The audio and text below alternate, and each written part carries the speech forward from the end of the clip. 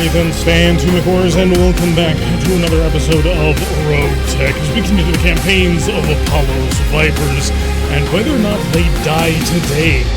I've been looking at the missions that are currently on this planet, and we do not have many options, and things are limited. It is entirely possible that the Vipers end today, making Shade the happiest man in the world. Hello, Otto. Hello, Red 5. Hello, Katsu01. Sprogue, nice to see you along here for the ride, as well as we're about to get started on a brand new day for what could very well be a brand new campaign. So stick around if you want to have a chance of possibly helping us build the company.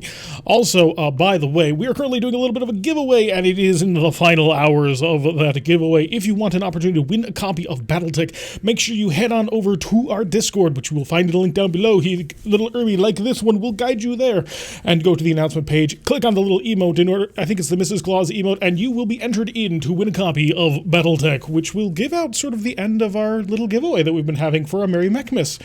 So, how goes? Things go badly. A little context. We are about 800,000 C-bills in the hole.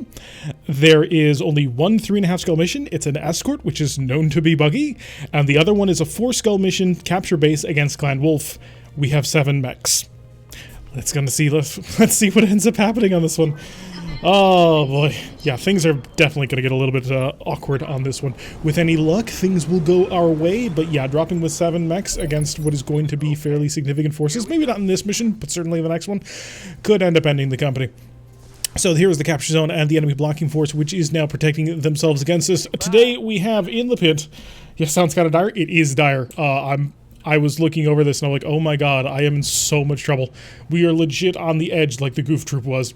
So we have the barbecue pult with a bow. That's a bushwhacker on the streaming soon card, right? Yep, that's a bushwhacker. At least it should be. Let me check. Yeah, that's the bushwhacker. The other one we also use is the cauldron board. I switched it to a bushwhacker because MechWarrior 5 because it's only an issue for mechs, even though the bushwhacker isn't in that game. I probably should change it to something a little bit more appropriate. A 5 skull mission versus clan was taken. Yes, in the last episode was. Alright, so Apollo is driving the barbecue pult because I need the barbecue pult to actually perform on this one. Jester is in the Ebon Carry, which is once again back intact and hopefully will not die. Exodus is in the Wells Fargo wagon, which surprisingly enough is pretty much the same, except it has... well, it doesn't have the tag anymore, and I think it has a little bit more armor because it keeps getting shot at. Punisher is in the Raid Boss, which has finally made it onto the field. He actually made it onto the field last episode, but he is a part of the company now. He's 6.5 tons underweight, needs a Clan XL engine and his hardened ferro fibers before he's actually fully complete, as well as a couple of weapon systems on the side. But, well, we needed him now, and I don't have the time nor the money in order to build him up to the maximum form he can be. Arclight is going to be driving the Timberwolf, which is no longer equipped with a pair of UAC-20s, but now has the ears. So you know what? I'm going to say this is probably about even now. Giving it the little ears, it has 2 LRM-20 clans, as well as a pair of heavy large lasers for maximum damage. Hopefully if it can hit the target. T-Bone is going to be driving the ever-popular Disco Cat, which is once again intact and ready to rock and roll as always. And Ek is driving the Lego because I'm out of mechs. And the Lego fits underneath the Fafnir. That is amazing. I've listened to that music song several times, never gets out of my head. Oh, the intro song? Oh, yeah. The album is A New Dawn, I believe? Yeah, it's New Dawn by Timothy Seals. And it's basically a remix of MechWarrior 2. And it's amazing. There's a reason I use it, because it's absolutely awesome. Finally got my Coon Crab model, and all I have to do is paint it with my bird colors. Oh, that's awesome! Good luck with that. I'm waiting until Catalyst Game Labs starts sending out their versions of the models before I start messing around with anything like that, because I'm getting a whole bunch. Oh, the Wells Fargo wagon song. Watch the music, man. More. It'll be you'll get other songs out of your head. It'll be great. You can sing about the ice cream. Yeah, I love that musical so much. The original movie, not the new one, is the one that has always been the one that I preferred the most, just because it's so good. So much fun. Twitches. No, there's so much good stuff in that. Like, seriously, go watch The Music Man sometime. I don't remember which year it is, but the old one, not the new one with the guy from Inspector Gadget 2. So, not that one. Get the other one that has Centauri from The Last Starfighter in it, because it's amazing. It's just flat out awesome. I think the one guy, God, trying to remember his name, Marcellus Washburn is this character in the movie. He also plays the one mechanic from Herbie, the original Herbie movies, which also are pretty good. I gotta go back and watch Herbie again sometime. I loved that movie when I was a kid. I absolutely adored it so much. My first car, I wanted, like when I was younger, the first car I wanted to have a Volkswagen Beetle just because of that movie. It didn't end up happening. My first car ended up being a Ford Escort, but it was just so much fun. I love that movie so much. I hear they made some remakes. I hear the remakes are actually pretty decent, so at some point I should probably go ahead and watch those too in my infinite spare time. So, this looks like a testing timberwolf. It is. Oh, absolutely it is. The heat is like plus 50 over what it can handle, but I'm kind of hoping that I can like string it out into the right time. Also, I was basically out of weapons. I needed to come up with something fast to throw into the mech quickly, and that works.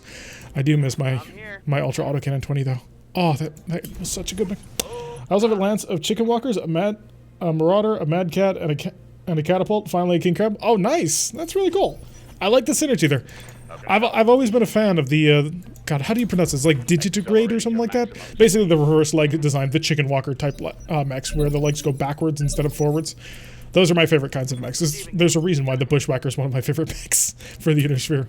I'm also a little bit disappointed. Ooh, what do we got here? We have a Thunderbolt. Okay, that'd be a reasonable steal. We did take this one for mostly cash. It's one of 6 priority salvage. But we're making 1.3 million C-bills, so hopefully that'll get us out of debt. You should really roll back to 1.7 and play RogueTech in. You should. Seriously, RogueTech is the best part of all of BattleTech. Not even going to lie on this one. It's just true, and we all know it. Like, as cool as heavy metal is, and it's interesting how those mechs, we've had these mechs for a while. Only a tiny bit late. Hey, Greybeard, yeah, you've managed to make it on time. Oh, I love the combination. Great job, Stroke. I love the little Rudolph here combination. Excellent. What do we got problems here? Obstructed max range, sprinted, no visual. 8 rounds for an escort mission. I'm going to have to save the Legos ammunition as much as I possibly can. Because if I start going willy-nilly with that thing, I'm going to run out. It's just going to happen, and it'll be a problem. So let's, I don't want to use my follow the leaders, but, oh yeah, I only have follow the leaders. I'm not going to fire at this range then. We'll wait until we get a decent shot. Although I've been thinking I should probably rip those follow the leaders out and put them inside the Mad Cat instead, because the Mad Cat's going to get close, and it can get close, because it's got no minimum range thanks to being, you know, clan LRMs. So I should really put the follow the leaders in a mech that's really going to be able to make the absolute most of them. And I think that would also probably up its firepower quite a bit. Had to finish the dishes, or better half would be very angry. Yes, you must complete the dishes. Failure to complete the dishes will result in being in the doghouse and sleeping on a couch. Believe me, I know. Thunderbolt is probably, it's actually a solid mech. I think it's a stock Thunderbolt. I saw the 2 machine guns, and so instantly I think it's a normal Thunderbolt. Although it's kind of amusing, because the moment we got our first Thunderbolt in MechWarrior 5, we ripped out the machine guns right away. We probably shouldn't have such a prejudice against machine guns, because like BattleTech, MechWarrior 5 also has the whole idea of every single component has case, it seems like. I might be wrong on that, but it just feels like you get an ammunition explosion, all you use is like an armor or torso. And it doesn't take out the whole mech like it should. Oh great, they've got artillery. Hunchback, Firestarter, Thunderbolt, and the Rapier. So who's got the artillery? Show yourself. I desire to know. Unless it was the Hunchback that was firing. Oh, it's a Thumpback! Hey, it's Roz's mech. So this Thumpback is actually the mech that Roz is currently piloting our MechWarrior Online campaign. I was originally going to do an episode of the Mech HQ campaign, but then I was brought over for family and making cookies. We're making peanut butter bonbons and molasses cookies and a whole bunch of things. And it was like, I could like leave them hanging, but it's kind of a family thing that we all do together. All right, Firestarter, a whole bunch of ER larges and mediums, and it's actually a fairly interesting one. Thank you, Mr. J. Alfred Puffrock, for the follow. Glad to have you along for the ride. Hopefully you will enjoy your time spent with us as we attempt to blast our way through most of the enemy. Speaking of, Wells Fargo Wagon, engage with all of your high explosive missiles. There is a Rapier on the field. We got to keep that in mind. That's going to shut down 3 of our mechs, so that thing's got to die, and soon. Can I see get a fairly decent angle shot on the Thunderbolt? It's not a great shot though, and so what I'm going to do is I'm going to turn off a single medium laser just to keep us heat neutral on this one, so we can blaze away with all of our other weapon systems and see if we can't cause a little bit of havoc. We're going to shoot the Firestarter because it's slightly better accuracy. We managed to get a couple of hits. Yep, the disgust is evident in T-Rex voice at artillery, very reminiscent of the dwarf from WoW saying winter off. It's not that I've got a problem with artillery, it's just that in the last episode I was shelled with literally 10 Arrow 4 artillery pieces, and I can't help but think that might be a little bit unhealthy. It ended up being very unhealthy for several of our mechs, so yeah, I don't hate artillery, I just don't like being shot at by it. And at least it's only a thumper, so the Thumpback is not as bad of a problem as it otherwise could be. I will pop up right here just to see what sort of peak I can get. I can see the fire starter, but there's the Thunderbolt. The accuracy on the largest is just terrible. If I shut off the LRM twit, we're heat neutral. Oh, we're heat neutral with just the largest. I'm not going to waste any ammunition because I don't think I have a ton. I got incendiaries and standards. I've only got 300 incendiaries, so we will just fire the largest. I'm taking the shot. And we only missed by 40%, and we're heat neutral. Hello, Otter. Welcome to the stream. Sounds good. Add more thumpers. We should just build a mech that has like 4 thumpers on board. That'll work, right? Or we could just equip a Hellstorm cannon. It's basically the same thing. Let's move. Offers to a doctor's note saying he's allergic to artillery. Perhaps just a little bit. A little bit allergic to it. I kind of do want to just keep up the fire on you, but I know I'm not going to be able to get through. Still, fire! Oh wow, we actually managed to get one of those to actually touch, which means every single missile that managed to follow its way on through. Eben Carey, I need you forward. I need you to attack immediately. Immediately. Thunderbolt, no. Hunchback, no. That's the one I want. The accuracy is terrible though, so you know what? The Thunderbolt gets the love. I will shut off some of my ATMs because I don't think I can hit the actual target. Roger that. Oh wow, we hit him!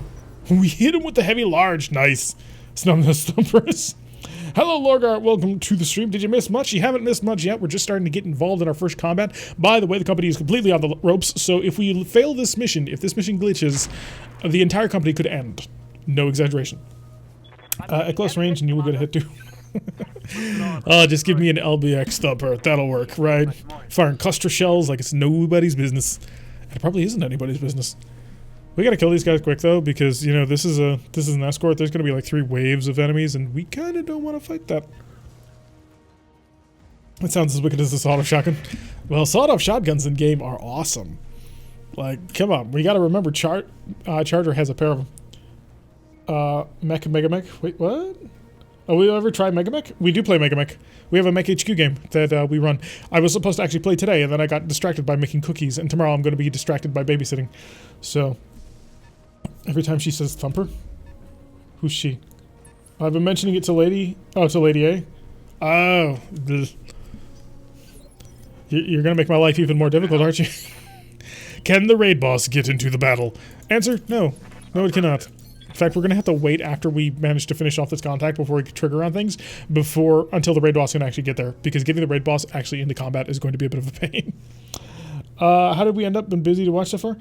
We're alive, but very much potential to not be alive in the very near future. If things go bad, the entire company is literally on the edge on this one. There is a 4-skull mission against Clan Wolf after this, which if we fail to win, the company is dead. And we only have 7 mechs. So, not ideal. Could be better. But we kind of don't have much of a choice. Okay, Thunderbolt. Thunderbolt is definitely a standard type. He's got a pair of machine guns, 3 medium lasers, the LRM-15, SRM-2, which is probably a mistake. I think you might want to switch out your SRM-2, maybe try and climb in either more ammunition, or change your LRM-15 to an Artemis, which that's a pretty solid combination. But we're going to dig. Drill, baby, drill. There we go. Structure exposed already. I'm feeling very happy about that one. Bring the Timberwolf in. For once, we're actually not having Apollo drive it, which is a little bit scary because Apollo was kind of the main pilot for it. Oh yeah, that first mission last episode was painful to watch. I felt shockwaves from those arrows. Oh yeah, it was horrifically bad. Like we are legitimately on the edge because of that mission, and I don't want to die. Take this. Oh, we hit it with the heavy larges and it blew off his leg. I already like this Mad Cat. I'm dyslexic. I always misspelled something. I don't worry about it. Let's see. Ba we grahana weep nini ba lis. Eventually I will learn to say that quickly. Don't worry. The universal greeting from the Transformers movies in the 1980s, was it? Oh good, you're just exposed. Let's see, I gotta swing away a little bit from everybody's favorite rapier, who, if we actually manage to steal his stuff, I might actually get something. Ooh, that's a really tempting shot. Such a tempting shot. Because there's nothing special in this mech. If I knock out this torso, I will kill his medium lasers and his machine guns, but he'll still have his missile launchers. Which, you know, is obviously less than ideal. And, of course, his large laser on the other arm. If I go for the legs and I don't do enough damage, he's still going to stand up. So I think I'm actually going to see if I can't continue to blow off that torso. Mainly because of that. That's why I didn't think I could blow off. We'd be a mech warrior 5 only channel? Wait, what? What are you going to do if the company goes under? If the company goes under, we restart. We begin again as a brand new company. The community, you guys get to decide where we begin, what the name of the company is, all sorts of stuff. It's actually really fun. Not gonna lie, it's a really enjoyable thing when we fail, because we actually get to have a lot of fun with it. We'll fire the listen kills. They'll probably won't get through, but maybe I'll be able to torch out that guy. Target the Thunderbolt and kill him. Missiles away! Okay, we got a penetration hit, so that's good. I'm working on trying to fix some of the mods in Rimworld. Oh, cool. Stupid game doesn't want to load all 214 mods. Yeah, I had an XCOM game like that. My XCOM 2 save, sometimes I try and come back to it. It's like, you have like 1,800 and 1,000 million guns. Like, actually, the funny thing about my XCOM, my version of XCOM 2 that I have modded is that I have so many guns that if I try and just, you know, scroll the mouse wheel to move, I can't raise it high enough, to move through the gun list, it jumps like too many guns and you can't see all of them, so you have to slowly, incrementally drag it down bit by bit. God, that game is so much fun to mod in all the guns. Let's see if we can't kill him. More penetrating hits, and 14 of 15 got shot down by that AMS. I should have expected it, but still, it is always astonishing just how effective that pirate AMS is. We should probably try and steal it. Lego, do I want to try and just shoot you? You have less than 50 health. Yes, shoot. Good. I was thinking about going shotgun mode, but I didn't want to risk the gun jamming so early. So the first shot by Lego has managed to kill the first mech. So we're on the board. If the company goes under, you need to do a primitive start as punishment. Well, we will let the community decide if it comes to that. I am kind of hoping we save this. Not gonna lie, I really kind of I like Apollo like you would like a stray puppy. Like, it's not really yours, and you don't really want to take it in because it's a lot of expense and shots and medical, and now you got a new puppy and you got to buy the food for it, and now you're gonna have to walk it every single day. But it's adorable. So I kind of want to make sure that we save the campaign, if at all possible. But yeah, I don't know if we're going to be able to do it. The biggest concern I have right now is that escort missions are known to be buggy.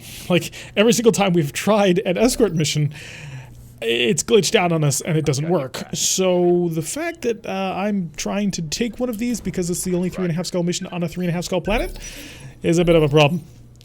Are you going to be part of the BattleTech tournament? I know nothing of this BattleTech tournament. You'll have to explain it to me. Oh, is the rapier showing its back to me? No, that's the fire starter. I'm still going to shoot it. I'm going to shoot it with everything I have. See if we can't cook a rapier as well. Oh, laser light show. Do I sensor lock? I think I sensor lock you. I'm going to sensor lock you to make you more easy for everybody else to shoot, because I'm going to really dig down and hope that we manage to kill this fire starter. High explosives all. Fire away.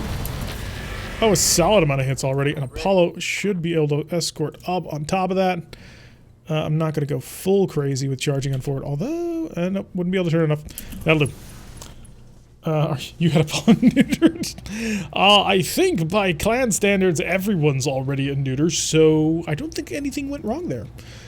Switch over to, yeah, the SRMs I'm losing about 7%, but I'm gaining 50% damage. Let's just go... No, I'm going to keep him because follow leaders are actually really good. That's the reason why I picked him. Okay, jump is destroyed. 22 shot down by AMS. That is just how terrifyingly powerful the rapier is. There is a reason why you want to steal as many of those pirate kits as you possibly can. But yeah, it's time for him to die. Got him. Good job. There will be an open tournament for players to fight each other.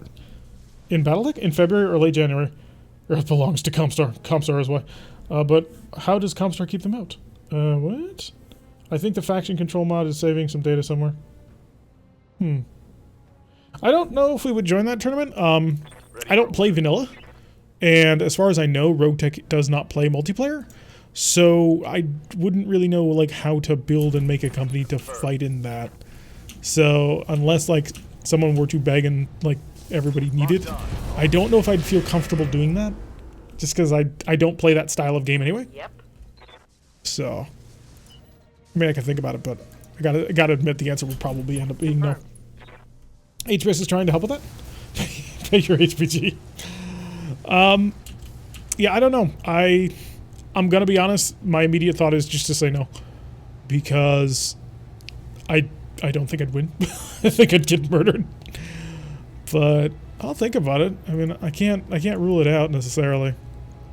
Oh, your heat's already getting pretty high. Maybe if I just influence your heat even more. Here we go. Oh, he hit him with both of them. And that's a decent amount of heat right there. Alrighty, so I'm actually feeling pretty confident. We may even be able to steal part of this mech. Are you exposed on that side torso? Because you have an XL engine. Oh, no, you don't. You have a pirate engine, right?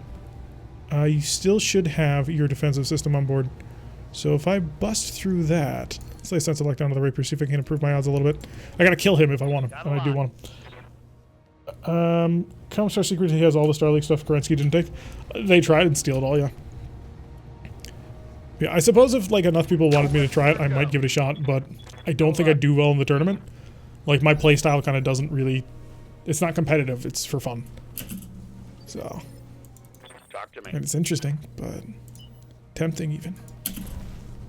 Comstar basically holds an alliance with all the houses because they control the communication. Yep, that's basically the way it... And then they start trying to leverage that in their favor, and it works for a short period of time. And then the jihad happens. I do know cute baby animals, depending on size, will nice comfy slippers. You have to have good skin. Oh, that's mean, Santa Claus. Why would you be so mean about small little pets? Alright, Wells Fargo wagon. I'd like to put more pressure onto this guy from behind so I can hopefully kill him. Because I don't want to take out his right side. More high explosives? No, I'm going to switch over to standards. The reason why I'm going to switch over to standards is because I'm trying to save my high explosives for important battles, and I'm almost got this guy dead. Got him. I think we said, yeah, we did say the pirate laser AMS. Yes, none of his side torsos exploded. Well, his side torso with the pirate AMS. So we may actually just end up stealing that, so we have another one, and we'll start fielding several mechs with that equipped. So it could just flood you with. I'm gonna switch these over to SRMs. How are you so hard to hit? Do you have some sort of ECM on some? Just bomb them with high explosive. Surprised that you are so robust. Scored a critical hit. Yeah, I don't think the journey's worth it. Let's sign up. Red 5, have you watched the Tech Talks Battletech? Oh yeah, definitely. If you haven't seen Tech Talk Battletech, you need to go see that. That is like the greatest thing ever. He has just, one, he's got a great voice. Two, he's got a way with words. And three, he knows the lore. And his videos are of the highest quality. Even though he would probably say otherwise. But no, his videos are absolutely probably the best way to enjoy the content. Because he engages with it on a level that's more than just reading a TRO or more than just sort of going through the information. He makes you feel the moment. And that's really big for me. So, his narration of the American Civil War, in fact, is probably the best thing he's ever done to his channel. Like, I hate to boil it down considering he's done so much other great content, but I have never heard such a spine-tingling version of the American Civil War than the one that he did. He makes you feel it, it's amazing. So watch it. Let's see. My name contains claws, not claws. My brother does. I was just watching Tex play Space Station 13 videos. The planets have the big ones in it. Yeah, that'll be fun. Question for you, boss. As you've heard Tex take on Battletech cartoons, what do you think of the idea that the Battletech cartoons are the initial propaganda? I think that's canon, actually. I'm like 80% positive that's actually a canon interpretation. So it's not just weird. Just don't watch the catapult vid. Yeah, his catapult vid is probably his worst video, but like it's just one video. And the next video that he did after that for a mech video was the Blackjack, and that was done superbly. I loved the Blackjack video. Gave me a much better appreciation for a mech that I never really liked. So I really like it. Like I said, he is phenomenal at coming up and talking about these things. It's great. You could work at Lorewise like Wolf's Dragoons, but it's a merc company funded by Comstar Black Inferno. Yeah, it is Connecticut. Okay, I thought it was. Hats off and press F for the Black Watch. It was, dude. His story about the Black Watch is amazing. It's like, wow, I need to reassess my thinking on so many things. Cat is best? Nah, the cat video was pretty bad. The problem with the cat video is there is more than enough content about the catapult in lore to talk about it for an hour easy.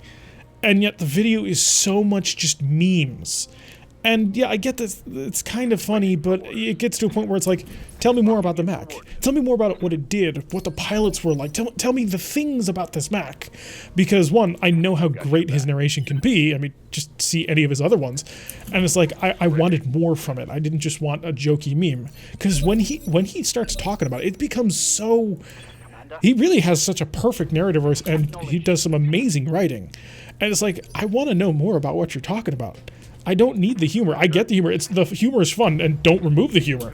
Like, his Mad Cat and Summoner vids are awesome because of it, but I need more. I need the thing about the mech, and the humor and the memes got in the way of that. So they didn't enhance it, they sort of just got in his way.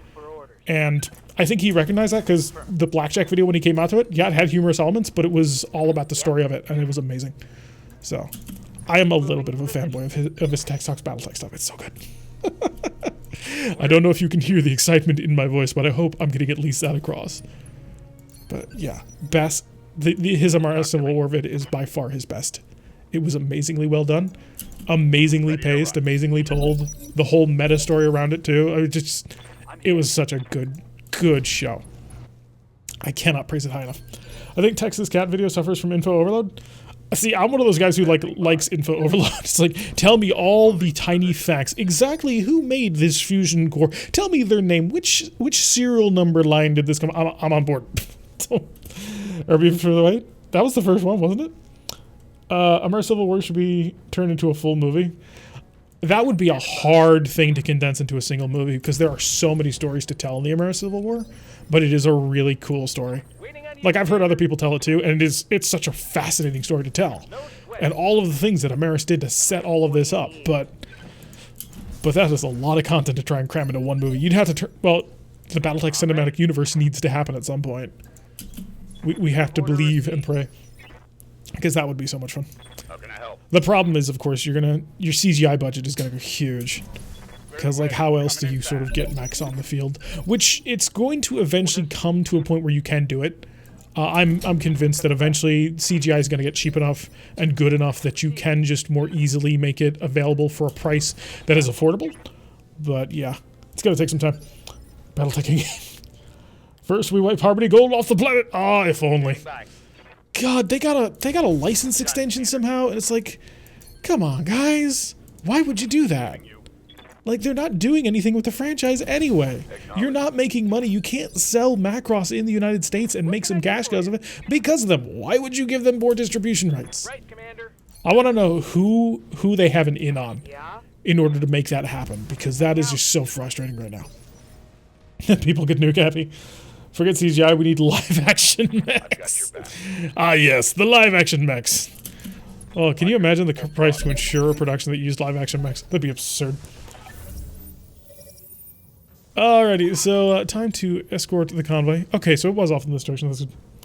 Also, like a lot of info, I mean, Tech's got overwhelmed by the research and his own time constraints. Yeah, that's possible. I don't know. But there's just... his videos, except for the Gat one, are so good. They're such an amazing thing. I'm low-key hoping that someday he will make a champion video, even though he will spend the entire video ripping on it for what a horrible design it ends up being. Because something I've noticed about... So he is...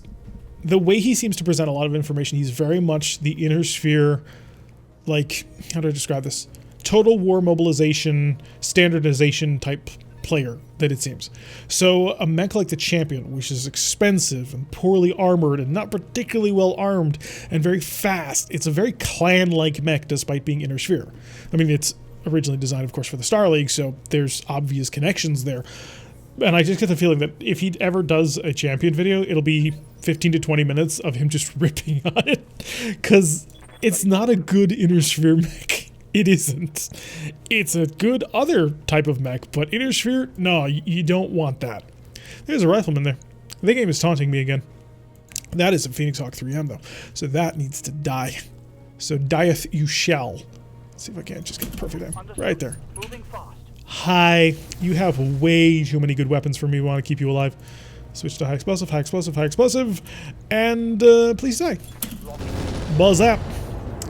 He has an AMS though, so that is a little bit of a problem. Cat video wasn't bad. Catapult video is still better than the first two videos? I don't know about that. Maybe I've missed his first two videos, because I thought the quality of the rest of his vids were actually pretty good. And what are you? Tell me your secrets. You are a yellow jacket. Okay, yellow jackets either have to die immediately or can be ignored. Unfortunately, I have no decent information on you, so you fall into the have to die immediately category by default. They can be equipped with Risk-Raft 5s, heavy Gauss rifles, so they're really not something you want to keep on the field, if at all possible.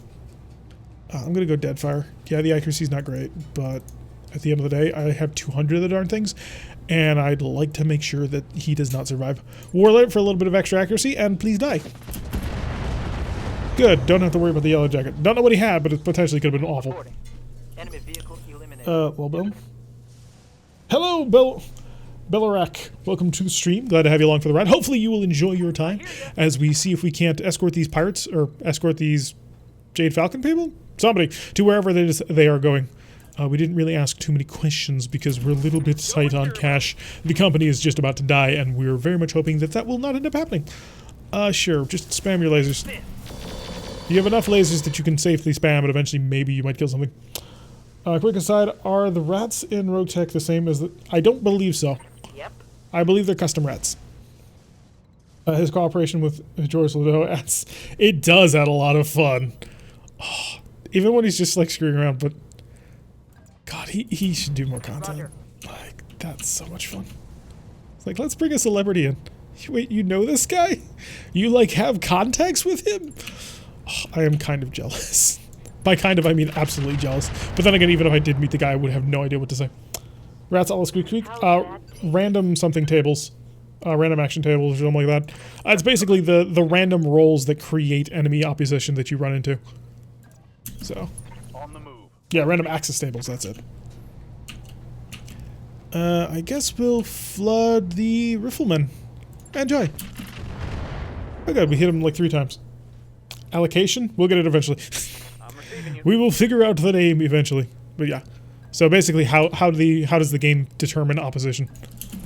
Going full throttle. There, of course, the graphical glitch, which updating my graphics card did not resolve. Although I do need to still upgrade my graphics card because there is an update specifically for MechWarrior 5, which I'm looking forward to. Now it's sure to get all rifleman parts in the salvage screen. I would not complain a bit. Oh, get my rifleman. That's the other mech that I wanted him to do, but like, God, I would be so happy if he did it. Because it is a good design. The rifleman inherently is a good design. I firmly believe that. Enemy down. Alright, so we don't have to worry about the Phoenix Hawk. Shot down none of them, so that's lovely. Lego, I don't think you're going to see your target. Nah. Oh, you can. Is it going to be a good enough shot to take, though? Because you have... No, it's not a good enough shot to take. Are we supposed to be escorting somebody? Who is the convoy? Oh, they are actually here. Okay. I was like, wait a second. Are we supposed to actually be doing a job here, or not really? Alright, let's slip in right here. Say hello. I could kill you right now, but I'm not going to. Well, at least not with my high explosives. Back to the standards. We need to save ammunition, which is not something we normally have to do. Confirm. Ba-boom. Give them the big bubble. Reporting. One less. Hello, Corbin. Welcome to the stream. Oh, I'm almost supposed to... first live stream, I've been able to join, been trying to catch up on everything in YouTube. Yeah, there's a lot of stuff to catch up on YouTube, but I appreciate you trying. And welcome. Hopefully you will enjoy the time here. Interacting as we all sort of fight our way through and desperately try and save my company. My poor little company. Oh, this poor little rifleman. He's about to die. Oh yeah, left leg gone. He's not getting up from that. Next is Elementals. Apparently has morphed into History of the Clans. Oh, really? That's gonna be fun. Oh. Elementals are terrifying, by the way. They are hands down one of the scariest things. Like, if you were think about it from an in-universe perspective of an actual MechWarrior pilot, Elementals are bloody terrifying. Because here are these superhumans who are really hard to hit, and they're going to crawl over your mech, rip you out of it, and kill you. It is hands down one of the most terrifying things I can think of in the Battletech universe. Like, oh, I would not want to fight Elementals as a MechWarrior. Oh good, we're escorting mash trucks. I feel very, very good about this now. So we have managed to kill another Lance.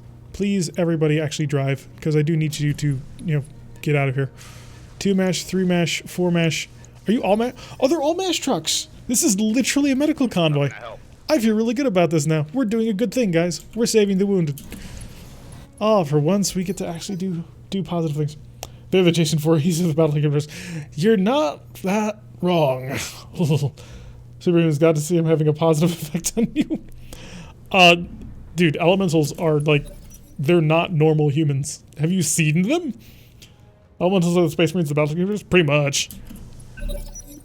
Although, I have to admit, as much as I like Battletech, I also like 40k, but as much as I like Battletech, a Space Marine would kick the crap out of an elemental, and we all know it. Like, bare-handed fist fight, Space Marine all day. Even in armor, Space Marine all day. Like, 40k is such an absurd universe that really nothing gets to touch it. We're talking people who are literal tanks, not like, because elementals can be bested by a swordsman with a super sharp sword. Like, Dest commandos have dueled elementals to a standstill and killed them, which is rather a terrifying thought. I discovered how to use channel points. Oh, cool. Yep, they're just as super. No, they're not. Trueborn mech warriors are not on the same level. I mean, first of all, physicality. Look at them. Like, seriously, there's height charts around that you can Google and look up and see. Like, an elemental is like 10 feet tall or something like that. They're huge. They're very different. So the only thing that Trueborn mech warriors have going for them is that they're tankies, and that's about it. Tank-born, and they have no respect for them because they think that makes them better than them. They were grown in a vat. Congratulations. You've done a good job. Doesn't matter how you got here. It matters what you do once you're here. And if you become a practicing eugenicist, then I'm probably not going to be friends with you. Alright, so it looks like the convoy is actually moving. And for once, one of the convoy members did not spawn underground, which is really good. Hopefully we'll actually be able to get out of this intact. Commander. And we've also managed to keep the loot pool relatively small. We've beaten the ever-living crap out of the mechs that were, like, you know, pretty terrible. And we should only have about one more enemy drop that should be able to fight us. Got it. No shooting. Trueborn mech warriors don't need to be large. They have insane reaction times. I think aerospace or clan aerospace fighters have the highest reaction times. I mean, they're good. They have natural qualities to them, but it's what you do once you get here. Order. So the advantage is in tabletop turns is a -1 to their piloting and gunnery, which is cool. Don't get me wrong, but it's not that huge. It can be overcome. Skilled pilot, better than clan pilot. We all know it to be true. You betcha. Although a lot of the Inner Sphere heroes, specifically I'm thinking Jamie Wolf and Natasha Kornsky, are actually clanners. But then we have Kel of the Kelhounds. So yeah, we can kick your butt all day, every day.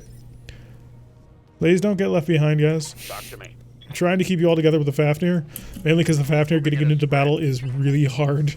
It's going to be even slower too once we put the hardened ferro fibers onto it. But it will be an insurmountable tank. As far as I'm aware, clan aerospace pilots are like belters. Yep, they are very similar in that they're very thin, elongated, very quick reaction times, very weak. The gap between a Freebirth battle armor and Trueborn battle armor is the same as Freebirth mech warriors and Trueborn. Nah, don't think so. Who won the war again? Oh, right. It was the Inner Sphere.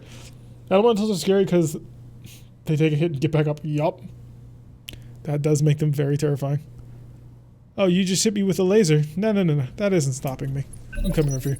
No, but the real thing that, like, when you think about it from an in-universe perspective, the thing that makes them terrifying is the fact that they're going to jump on the mech and they're gonna cut through you, and it's not easy to take care of that. At least not for my favorite mechs. My favorite mechs generally don't have hands, so they can't like just reach up and scoop them off.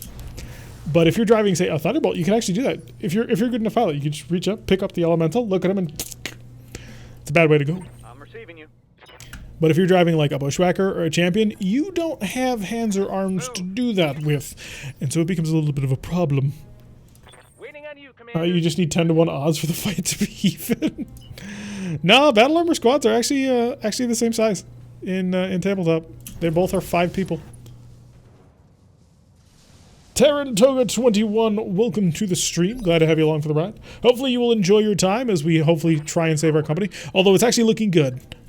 We have actually managed to keep this convoy moving in the right direction, which in RogueTech is just aces.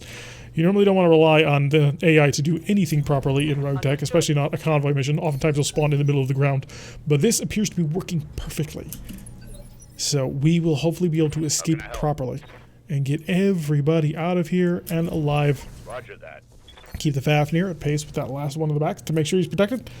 Regarding the evasion, only taking a fourth of the inner sphere. Pretty much. The sword used to kill an elemental is a powered sword that can cut through armor like butter. Yep. I thought it was a mono blade though. I didn't realize it was a powered sword. I thought it was just like one molecule thick or something like that. I had a BattleTech power armor player beat a toad one-on-one. Nice. Kicking the crap out of him.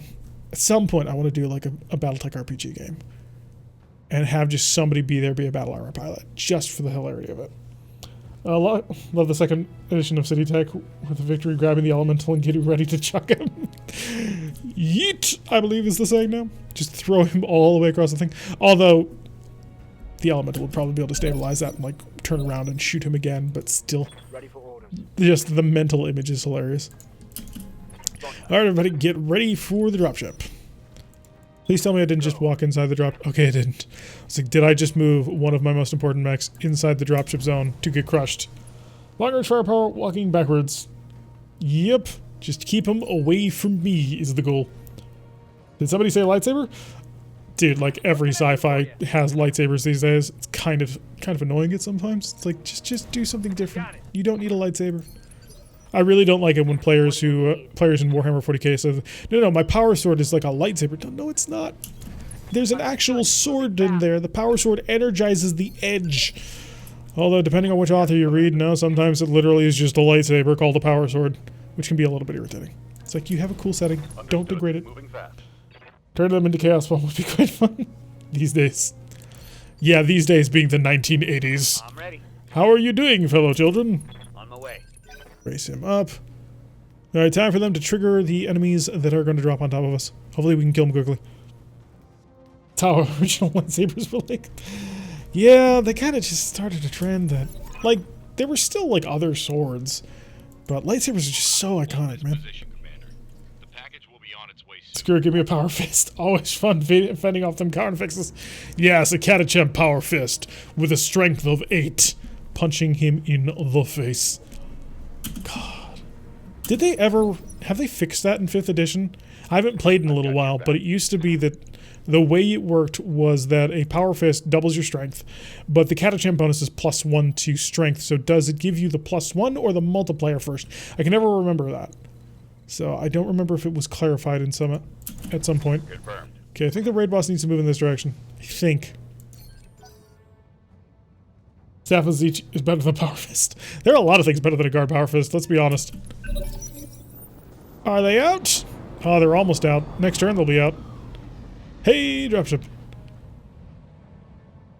So they decided not to quit. A squad of elementals equals 1 battle mech in a galaxy regimental makeup in the clan command structure. Yep. 1 point of elementals is 5 elementals. Versus 1 point of a mech being 1 mech. So, that's how the Sith ones are built back in the day. Oh, as having actual blades in them? Oh, I didn't know that. I knew this in the expanded universe, the Sith often used fake crystals because they didn't have access to the places where the actual crystals were grown, and those fake crystals gave off a red hue, and that's why the Sith had red lightsabers. Receiving you. So, I remember back when I used to like roleplay as a Jedi. He was actually a gray Jedi who was like the most edgy teenager Jedi you can think of. He was a gray Jedi man, so I could use like Force Lightning and choke on people. And he dual-wielded lightsabers using a long-bladed orange and a long-bladed yellow and a short-bladed orange. And he used Trikata, which is perhaps the most emo of all of the styles, because you don't even light up your blade until you chop them. Sith will believe their synthetic crystals were more powerful. Yeah, that never quite made sense to me, because, like, lightsaber... Oh, crap, I'm not close enough to actually trigger that, am I? Because, like, lightsabers can't go through each other anyway. So, what have you gained by your great power? Please tell me that I'm actually close enough to trigger you to enter. Have I just extended the mission one more? Oh! That's cool.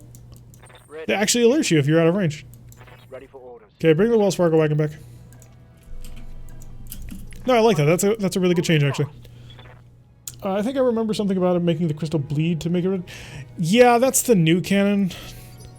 You have to, like, torture the crystal, and it bleeds, and it turns red. Honestly, I just think it makes it a little bit too emo. It's hotter. Yes! It gets even brighter. So, yeah, I'm not a huge fan of the new lore for when it comes to lightsabers.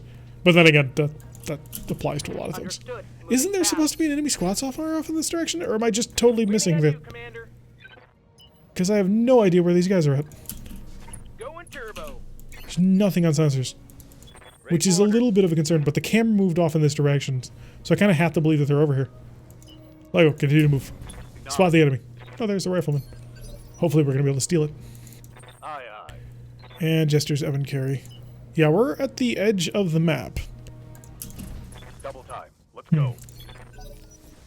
Well, they're about to move into the right location, I believe. Well, the raid boss continues stopping march onto victory. If I can bring these heavy Gauss rifles into range, they will annihilate all targets. There we go. Good job. Pick them up, and they're gone. See you around next time. Lovely. So, do we just leave now? I mean, I'm not opposed to leaving. We took this one for cash. So we don't really need to blow things up anymore. Oh no, all targets eliminated. They just apparently didn't spawn a final group. That's cool. Why don't Sith look like guys from the band Kiss? I mean, some of them do. Love the side when you said you can't. Look, I totally get the argument that there's a lot of crappy stuff in the original EU, but you know what? They're using most of it, and there's a lot of great stuff. For every Yuzhang Vong invasion that kills Chewie, there happens to be, you know, heir to the Empire. So, minimal damage taken throughout the lance, which is what we needed. We made all of their bonus objectives, which is 1.5 million Seabills. And hey, there's a whole bunch of Firestarter parts. What? You bundled 4 rifleman parts into 1 mech. Are you crazy? Oh, there's that heavy risk PPC I was asking for, but I need that first.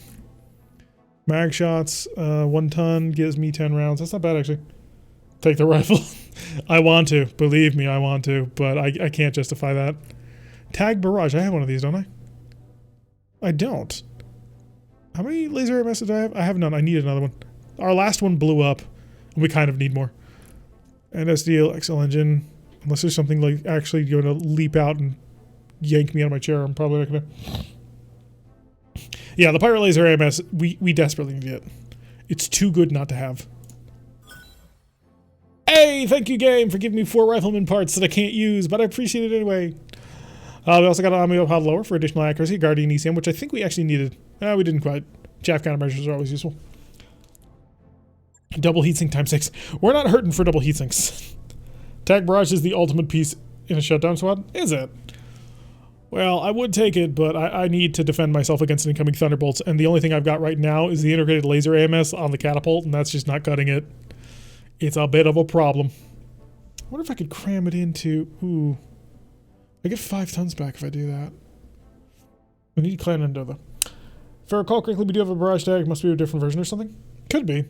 I know we've got arrows. 17,000 for 2 days. We're going to be able to get another mission in by the end of this month. Lovely. And we are back in black, baby. Alrighty, so we are actually going to be able to afford the end of the month. Lego is a single-day repair. Wells Fargo Wagon single... They're all single-day repairs. And then there's the Gosler with a 72-day repair. Oh, we just need a couple of days, 3 days to get pilots back. I'm so tempted to travel now. But I shouldn't. I've lucked out into 5 of them? Jesus, man. How? Just mount them on all your mechs. You're all dead. Decades of Canada ignored. Haven't seen anything since the new remake. Went and reread the Thrawn trilogy instead. Or, how many? It's 4 books, right? If we sell the rifleman parts, we can travel if there's not a good mission. So here's the mission at availability at the moment. It is a 4-skull bargaining chip as a capture base against Clan Wolf, which is rough. Thrawn trilogy? Yeah. So this would be hard. Not gonna lie. This would be difficult because we don't have enough mechs to field. Spark's like, nope. Spark is terrified of fighting clanners. He does not wish to engage them in any form of combat. Hey, Commander.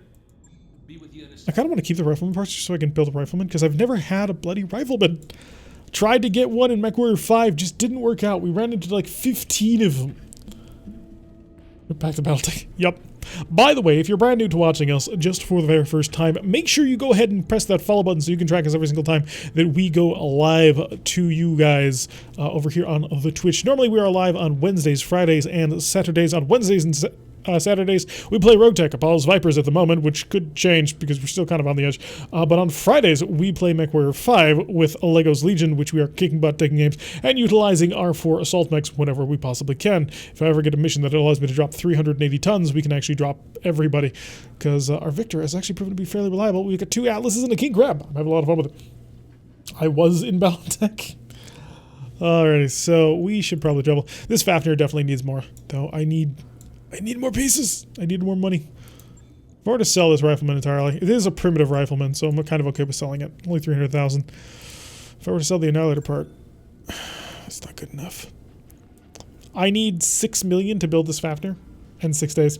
Oh yeah, by the way, folks, we're also having a giveaway right now. We're giving away a copy of BattleTech, the game you are seeing before your very eyes. And if you want to go and join in on that, look down below. You will notice urban mechs. Specifically, they look like this, although there happens to be an urban mech which is blue and black, and that is the Discord urban mech. You click on him, he will take you right onto our Discord. Check the announcement thread. There happens to be a post by the lovely and talented Rogue talking to all about how there is a giveaway. If you click the Mrs. Claus icon, actually, I think I put that one up. Yeah, I put that one up. Well, by the lovely and talented Derek. And you will find, if you click on that icon in order to get in on the vote, you will be part of the wheel when we spin it at the end of the thing. Oh yeah, there's a season pass alongside for the red, so you will get not just BattleTech, but also Flashpoint, Urban Warfare, and Heavy Metal. So even if you don't want to play RogueTech, you get all of the cool stuff. It's going to be a lot of fun. It's so worth it. Greybeard has won one. And yes, it's very much thanks to Sean/Corbin/Alchaotic, depending on which version of him you actually know, who has been a huge supporter of the channel, and we are very thankful to him for all the stuff that he's provided to us so that we can help give away awesome stuff to you. So, now that we've gone through that, let's go check on the navigation. I wrote the message for you. Yes, Sprogue did write the message. He is my ghostwriter. The hidden secret. I write none of my own material. Sprogue writes it all. So here's the problem with traveling. Well, we could actually travel here if we're willing to wait 37 days. I guess we have to travel to a 4-skull planet. Because if we go over to the filter and we check on it, we look for other 3.5-skull planets, which is what I would have been hoping to travel to, which we're on. They don't exist really in clan space as far as I know. Yeah, the nearest 3.5-skull planet is way out here on EC821-387D. So obviously not going to work. And there's no 3-skull planets either, and I don't want to drop down to a 2-skull, even though I don't really think that they exist. So we're going to have to travel to a 4-skull planet that happens to be nearby. It's a place that we go to often, but the missions might end up being quite dangerous, so we're going to have to be very careful. All right. Yeah, there's no 3-skull planets in this galaxy. So 18 days, we're going on a trip in our favorite rocket ship. Alright, but I guess I could give you credit for remembering to replace the insert printer here part this time. Hey, I was having a really rough couple of days. I don't want to hurt either of them. Punisher's gonna get low spirits. Discipline the mech tech. I can't afford to piss off the Punisher. He has a habit of planting very large caliber weapons into the back of his friends when he gets annoyed, so... Oh, pause. Stop, I need more travel. We need to maybe install a brand new awesome anti-missile defense system into one of our mechs. Where do I find 5 tons of weight? Hi, Timberwolf. I can rip out one of your large lasers, although that would make you even worse. Wells Fargo Wagon, you really don't use your lasers all that much. You have normal structure. Ooh, I might be able to do this. You already have a built-in endo. I forgot about that. Right. You don't have the tonnage for this. In the Fafnir doesn't have the tonnage for it. Also, the Fafnir needs a lot of time to be built. Like, actually, let me game it out for a moment. You need about 20 million seals to do that. So it's not quite that bad. But if we come over and we need the hardened ferrofibrous, which allows it to basically heal from the dead, Endo Steel Clan, and then of course Engine Clan XL. This is the build we want to make. And then that gives me 7 tons, which would actually be enough to cram in AMS, Pirate Laser AMS.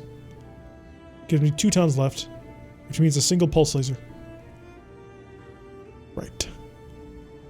because it's space limited at this point. And we're getting 5 tons off this endo steel, so I really can't afford to not use it. So we'll come over to our lasers. Give me a pulse laser, the biggest, nastiest pulse laser you've got. 36 damage. X pulse laser will do fine. There we go. This is basically it. Plenty of weight for the AMS and 2 air medium lasers. Unfortunately, no. We are crit limited on that, so we have no room in order to do that. Otherwise, we would. But this is absolutely kind of the plan. So now that we know that's the plan, we'll pull off the hardened ferrofibrous, we'll pull out the engine, and we'll pull out the endosteel. So the only thing we're actually installing is the Pirate Laser AMS. Add an engine heatsink. That doesn't help me. I don't have any external heatsinks, so... Also, the temperature's not that bad. He's got 2 heavy Gauss rifles. He is chill, man. Oh, I've got half a ton that I'm short on in order to do this. Really? I only have 4.5 tons? Oh, the X-Pulse laser. Duh. AMS. Laser AMS. Not that on there. 1.5 tons to go. That'll be fine for now. As we slowly get our... Oh, yeah, as we slowly get ourselves up to... That'll be 3 days and 2,800. It'll be worth having. I'll get it in the schedule. But yeah, that's the goal. We need like 6-7 million C-bills in order to make that work. But we will eventually make it work. Good. So the raid boss is now going to be a protective umbrella for the company. I'm glad I remembered to do that, and thank you for pointing that out, Sprague. That could go on the Fafnir, because we have just enough tonnage to do it. My original plan, actually, had been to put on 2 medium improved heavy lasers, and then try and give myself a little bit more ammunition, which I may actually still end up doing that. I don't have enough space, though. How do I find more space on that mech? Welcome to the brand new planet. Let's go visit the store. Why? Because there's a faction shop here, and I want to take advantage of it. I want to get all the things. What about Black Carpus? Black Carpus was already slated for another mech, and it's not as good. Strategic genius. Indeed. I'm the master of disaster. Chameleon, Locust, Thunderbolt, Hollander, Thorn. Yeah, no, that's interesting to me. Hey, there's a heavy PPC. Slug ammunition for an LBX-20 autocannon. You had me at slug. Taking that. Oh, there's some armor piercing in. These are really tempting. I just don't have the cash for it. Well, I do, but I don't want to, you know, risk the edge of doom and oblivion. None of that. None of that. None of that. Definitely not that. Okay, so now that we've got that sorted, let's go check the command center and immediately leave the command center because it needs to be glitched. That doesn't mean that mistakes are made. On occasion, mistakes are made, especially in MechWarrior 5. Oh, if I can count on several hands. Oh, good. There's a whole bunch of level 3 missions. We can do this greatly. Against the planetary government, I could make a ton of cash. Let's see, I could sacrifice 300,000 for just a single part. I think I'm going to do that. Yes. That way, if I run into a Red Reaper, I can just pick up the part, and I still get a fairly significant amount of cash on this one. Alright, Timberwolf, the Shadow Cat, and the Lego, because I need all of them. Hopefully, we'll be able to get all of our pilots back on up before we actually, you know, need them to do important things. And where is Ek? There you be. There we go. 1 priority is worth it. Oh yeah, for sure. 1 priority. That way, in case you run into the one really cool, interesting thing that you needed, like say a single part to a Red Reaper, you can get that. So like we did just before, there was the single pirate laser AMS, which we needed. We need some sort of coverage against all the artillery we get shot at by, even though most of the artillery can't actually be shot down by AMS. But all the Thunderbolts and the LRMs definitely get helped. So, and putting a pirate laser AMS on a mech with double heatsink kit that was only packing 2 heavy Gauss rifles, that's just a massive heat battery right there. You don't have to worry about all that. You're up to 3,000 channel points. Congratulations, Great Britain. By the way, in case people were wondering, channel points are given out by talking. So if you just chat, just say hi. That would be hilarious if we could just get everybody in the chat to say hi once. Because I have been trying to get this achievement to have like 20 people just talking at the same time, and I think that'd be hilarious to get it. I want a Bushwhacker for you. Oh, the Bushwhacker is actually really good. I like Bushwhackers a lot. There's something wrong with them, unfortunately. Yes, there's Phoenix Blue. Hi once. Oh, we got people saying hi. Hello, all of you people. Grey Wolf, Phoenix Blue, Weighted Lizard, Red 5, Otto, Sprogue, of course. Hello to all of you. Glad to have you along for the ride. So happy that you guys are actually enjoying the content. At least I hope you're enjoying the content. If not, make sure you say hi. That way I know that you're not enjoying the content. Greetings, friends and family. Alright, lovely. Let's drop down and see if we can't kick some serious behind. Because we need to, in order to afford to live. I need seabells to live. Please give. Guten Tag, I've come to destroy all of your things. What is that? Bets on that. I'm going to say... Banshee? Maybe? We'll find out. We'll get out on top of them and we'll blow them into little tiny pieces. Now, remember, this water is a trap. If you attempt to cross it, you'll be shot to pieces by long-range weapons. Sons of Lord with the deal with it. So with a skill 10 gunnery, I think you should be fairly safe running the AMS and overload without exploding. Is it gunnery that determines that, or piloting? I've never been sure on that. So I'm not quite sure what AMS uses for its stat in order to figure out whether or not you actually touch a target. Overload the AMS on the barbecue pole, because it can't actually explode, which is always fine. But getting a +1 gunner cockpit would make it almost 100% safe. Let's see what gunnery the Punisher currently has. Punisher has, yeah, just gunnery 10, unfortunately. So he doesn't have a +1 cockpit at all. Although the cockpit that he does have is absurdly good. It's like amazing. So I'm not willing to mess with that. What I do need to find, though, what I want to build is just make a full-on AMS mech. And I think what I would end up doing in order to build it would either be Rax or UX for its primary gun, or Gauss. But just basically a ballistic that is chill. Because you want to have that entire heat bank available just for the AMS. And then I'd want to try and be able to cram 2 pirate laser AMSs onto it. Give it a whole bunch of heat control, some exchangers and that sort of thing. And that AMS cockpit targeting computer, which I have never actually seen before, because that would be cool to have. And if I can do that and just turn it into one great big AMS mech with at least 2 ultra autocannons, that would be amazing. I think it has like 2 HP. Yeah, it does. So it crits once and then it explodes, like all other pieces of equipment, unfortunately. Well, aside from, you know, engines. Do we see you? Do I actually? No, it's just an arrow. Melee and damage resist? So, dumb question, what does guts... Yeah, it's melee and damage resistance. Or heat resistance, really. So, because your guts tree will give you all the... It'll give you the plus... Or the 10% weapon heat reduction and the plus 20 for the heat bank that you've got. Which is a little bit interesting. Am I actually seeing a line of sight? No, I'm not. Okay. Barbecue pole. Continue on forward. Be aggressive. Be crazy. I want you on top of the enemy. My goal for today might be to finish the Fafnir, but that's gonna be rough because I've got to get like 6-7 million C-bills, and that's hard to do, at least for us, because you know we suck down 2 million C-bills every single month. We have to pay that out. Although if I can get up to enough stuff, I might actually get lucky and be able to just cash in on a whole bunch of things. I might be able to sell some engines too. That might help me out. But if I can get enough to finish the Fafnir, if I can get the raid boss to its full potential that Bubble helped us look at, that would be awesome. I might want to turn that pirate AMS to overload them right away. It's 1% on normal versus 3% on overload, and the overload is up. But it takes a check every single round. That's the thing I've noticed with it, so I kind of don't want to risk that at the moment. Okay, so we do have a sensor contact here that it is showing, but we have no idea what that sensor contact is. So Wells Fargo, I can take a peek. Set it to... ATMs to ER, cycle. It's outside even extended range, extended range ATMs. Waiting for orders. Disco Cat, I'm so tempted to just sprint you on in. Probably shouldn't get too close though. No shooting. We're bringing you up to the side a little bit, because we gotta wait for the Fafnir. Remember we talked about walking the fast enough to outrun the raid boss? I thought about it, but I want to see what I'm fighting. So we're gonna get everybody up to this nice little high ground. Understood. Because I'm not getting shelled yet, and that's kind of a big thing. No, it takes a check every time it fires. That's... See, I kind of resist believing you on that. Not because I don't like you, but more because I've seen it not shoot, and then it just jams at the end of a round. Remember about force cohesion? Relax, guys. It's fine. I want to be able to spread out and get in a good position. Although this is the map where we lost basically everybody. Right up here. There was 1 Naga here, 2 Naga here, another Naga here, another Naga sort of over here. The whatchamacallit thing, the Wheats, whatever, was right on here. The Hell was over here. The SM2 started up here, drove down to about here. Yeah, I remember this map very well. It is etched into my brains. Have you ever seen a bushwhacker with an AC-20? It's the best thing ever. I have. I've used bushwhackers with AC-20s. Oh, they're so much fun. Keep losing sound on my end. I think my internet is overloaded by my youngin. You can step down the quality if that will help you out at all.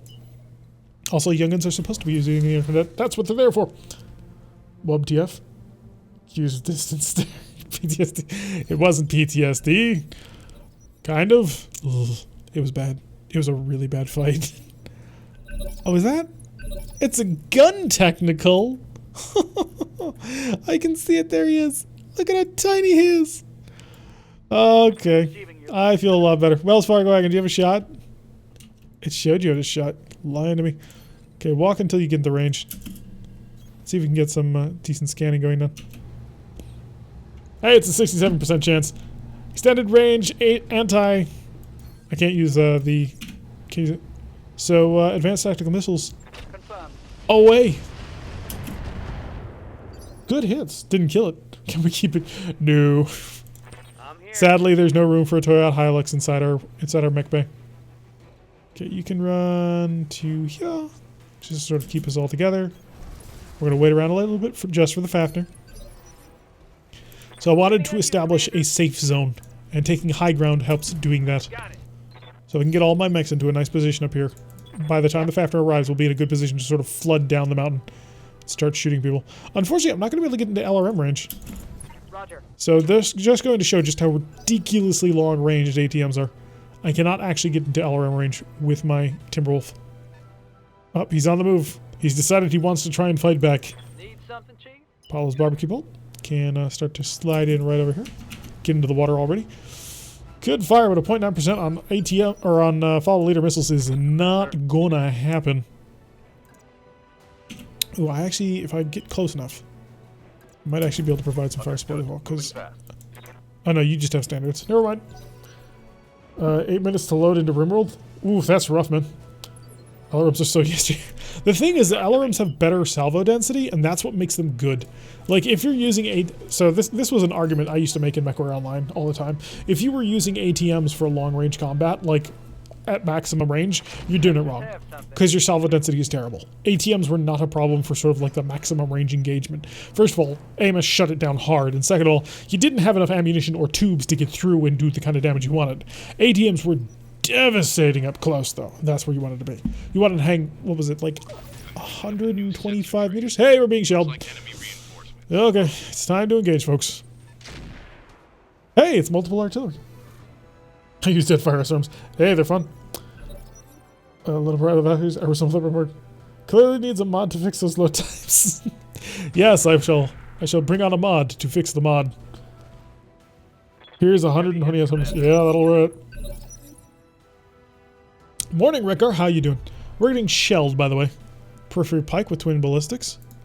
Is this no, that's a Condor Mark II, and there was one over here as well. I saw it. I saw the trajectory. I guess not. Oh, and an Urban Mech. You've probably got a Howitzer 2000. So the Wells Fargo Wagon has been shot up quite badly, as it often is. I don't know why the Wells Fargo Wagon shot so much. Yeah, twin Howitzer 2000s. Hey! Hi, Shade.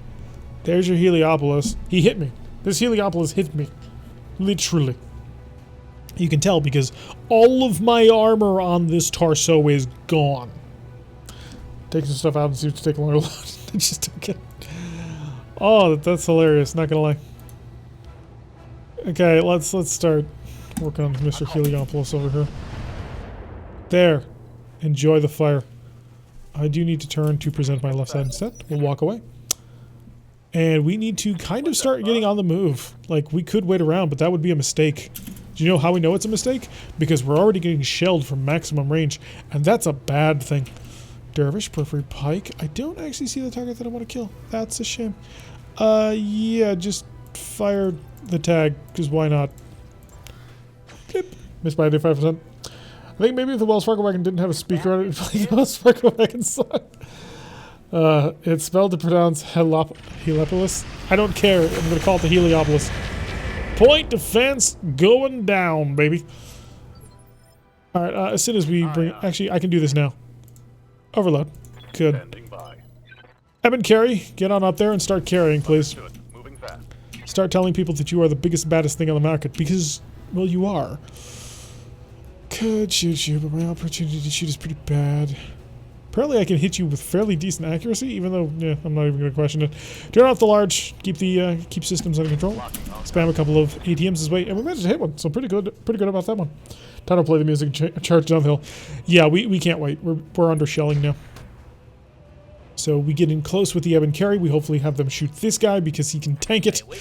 But hey, at least we're not getting shot at by, you know, however many, or 10 arrows like the last time. Let's activate the mask. We're going to get the disco cat on top of somebody soon. So that means maximum speed, maximum power. This mech cannot afford to wait at home. But first, as you can see, the game is furiously recalculating how much distance he can actually move. There it goes. It's like, wait a second. What has just happened to my speed? All the speed. Oh, there we go. We'll bunch up a little bit. Next turn, he's going to just surge on ahead of everybody, but it'll be fine. I'm going to shut off some medium lasers. A lot of medium lasers. And just pulse him a bit. Because why not? But a bat. Hey, we hit him. Maximum exploding legs. We'll try not to. Hopefully the pilot will be good enough. Gotta get Lego on top of something soon. I hear ya. Speaking of getting Lego on top of people. Yay. Get him on top of the mountain. Observe the target and then check to see what your problems are. Target moved +6. Ooh, that's rough. Shoot it. Shoot it anyway. That was... No. That way. Not that way. He does need more time in the simulator. I just want to send a scout to see what we're engaging. Already shoots out. We're engaging no chase. Exactly. If we were just fighting normal people, then we could hang back. But we're not. We're fighting people who are blasting at us with very heavy weapons. And we're still within the aegis of the Fafnir. Oh, I love it. Oh, that pirate laser MS is so broken. This is the greatest thing ever. Alright, up close. Could shoot the gun tactical. Don't want to. You are a good choice. You are also a good choice. At least you're the bad version of the mech. Is Pike support vehicle? I may shoot... Yeah, we'll shoot the Pike. Show me the Pike. Yeah, enjoy. Solid hits from the alarms. Gauss Rifle versus Toyota sounds like a fair fight. Hey, dude, it's a Toyota Hilux. You can't kill a Toyota Hilux, so we really don't want to engage it. Although at least it's a small one with a peripheral rifle. Good sign, not bankrupted. It was close. Had we not succeeded in that last mission, we would have been gone. It would have been bye-bye, Apollo. I've got your... Alright, Punisher, bring the raid boss on forward. It's going to take you a little while to get into the fight, but you are providing anti-missile defense, which is very useful.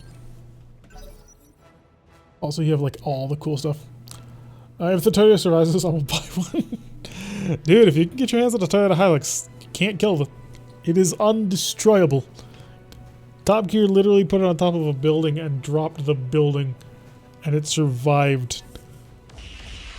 Oh, we got incoming PPCs. Great. Please tell me they're lights at the very least, because otherwise we might be running into a Warhammer or a Marauder, and I don't want to fight that at the moment. I'm a little bit gun-shy about fighting such powerful things. It's a Vandergriff. Oh, that's not a mech I've ever heard of, but I'll take your word for it. Look at that. 20 of 40 shot down. Every time it looks. Oh, Lorgar knows. Question mark? I don't quite know. I don't know what a Vandergriff is either. I'm a little bit confused. Periphery Pike coming up forward. Did not decide to open fire. Trench Bucket standing still. Feeling pretty good about that one. Alright, Wells Fargo Wagon. You can just continue to engage from maximum range where it's safe. And get up on top of a hill while you do it. Provide your left side, because it's the most vulnerable side. Oh, that's just... I can't even use them, though. Because I've only got 12 of them left, but that's an amazing shot.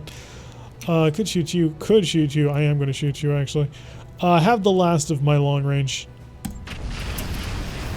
Good. Solid hits on that one. It's a Vandergriff. It's almost 5 minutes. And then Slash played the outro while standing on it. That was a hell of a Hilux. Alright, Barbecue Pole, it's time to get a burning, people. This is why we brought you along for the ride. Actually, you're probably going to spend the first couple of rounds just blowing little things up. Let's be honest with ourselves. Yeah, show me the accuracy that you have on the Toyota Hilux standing right next to you. SRMs with 42% accuracy. Didn't mind if I do. He's gone. Goodbye. Unfortunately, all his equipment managed to survive, so it'll be in the equipment pile, which kind of sucks. Disco Cat, what is your current chance of failure? 10%. Do me a favor and don't. Although that is a little bit more metal than I was originally anticipating. That is the Heliopolis, though. Oh, the Condor and the Shepherd. Can you get on over here? Confirmed. Bazum. What do you got? Trench bucket? Don't fear you. Do not fear the trench bucket. And Condor, please enjoy. Welcome, my outlaw. Pop. It did not pop. I was so hoping for a pop. I was like, come on, just a little bit. Did not end up happening. Disappointed. Bring everybody forward. What is overkill? There's no such thing as overkill. There's only open fire and reload. Fire! Giving them everything There we go. Taken down. That's how you eliminated a Condor. One for the Startup is 288 seconds. Dude, man. 210 seconds are from mods. I'm actually kind of surprised that it takes RimWorld that long to load up anyway. Do you have an SSD? I suppose that'd be the first question. I assume you do, just because of what you do. But it is the question of the day. Shepard moving on to the side, laying down a sense lock on the... You are... Oh, good, the Evan Carry. That's exactly who I want. Timber Wolf, bring it in. Bring in the firepower.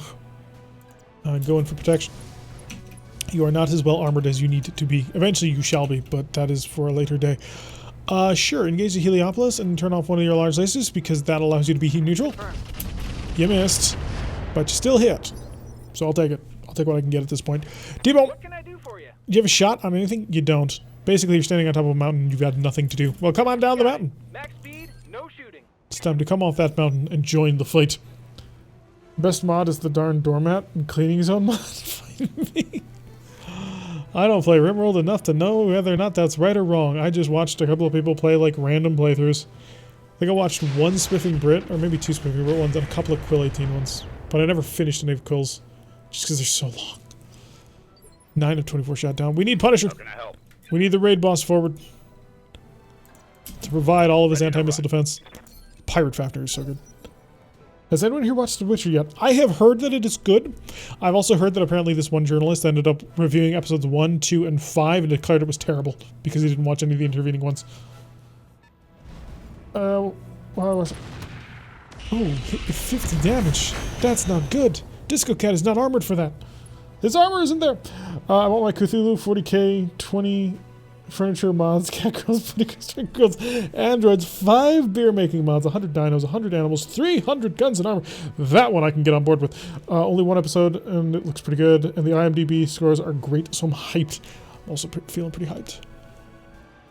I want that to be so good because, you know, there's not enough good video game adaptations.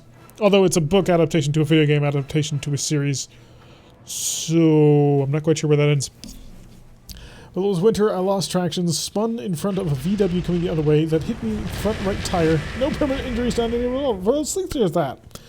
Well, the net is still crapper? Oh, that's a shame to hear, Redgar. An Urban R100X. I'm interested. I forgot the magic bots. What does an Urban 100X? Oh, he has a thumper and a small laser. And then, of course, the Howitzer 2000 firing at the barbecue bolt, which I would prefer them not to shoot the barbecue bolt. I would prefer that they shoot the Eben Carry. It's kind of designed exactly for this. Yeah, that sounds like a rough one to spin in front of somebody and then get hit by it. Ooh. At least there was no injuries, so thank goodness for that. Yes, this is more books. The episode starts with Geralt arriving at Blaviken, so fans will know. I think I'm ready for another test. Alright, good luck. Hopefully it works out. Fingers crossed, everybody, for his RimWorld. Hopefully it will load as quickly as humanly possible. Although that might not be a good thing, because can you imagine a human trying to go, like, punch cards through all of that and trying to figure out exactly what they needed to do versus a computer going automatically through it?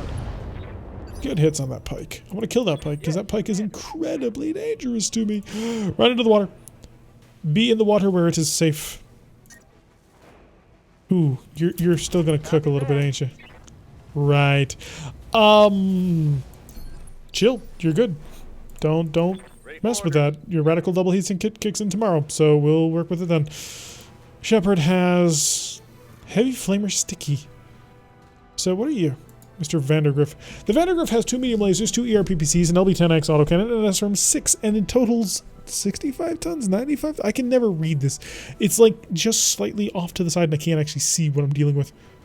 Mask fail at 25%. Thank you for reminding me, game. Deactivate, if you don't mind. I'd rather not blow up the entire mech. Yes, waited. Thank you for that as well. I have Slundish installed. What? Remember you have the ability to use that axe as a good heatsink on the barbecue bolt.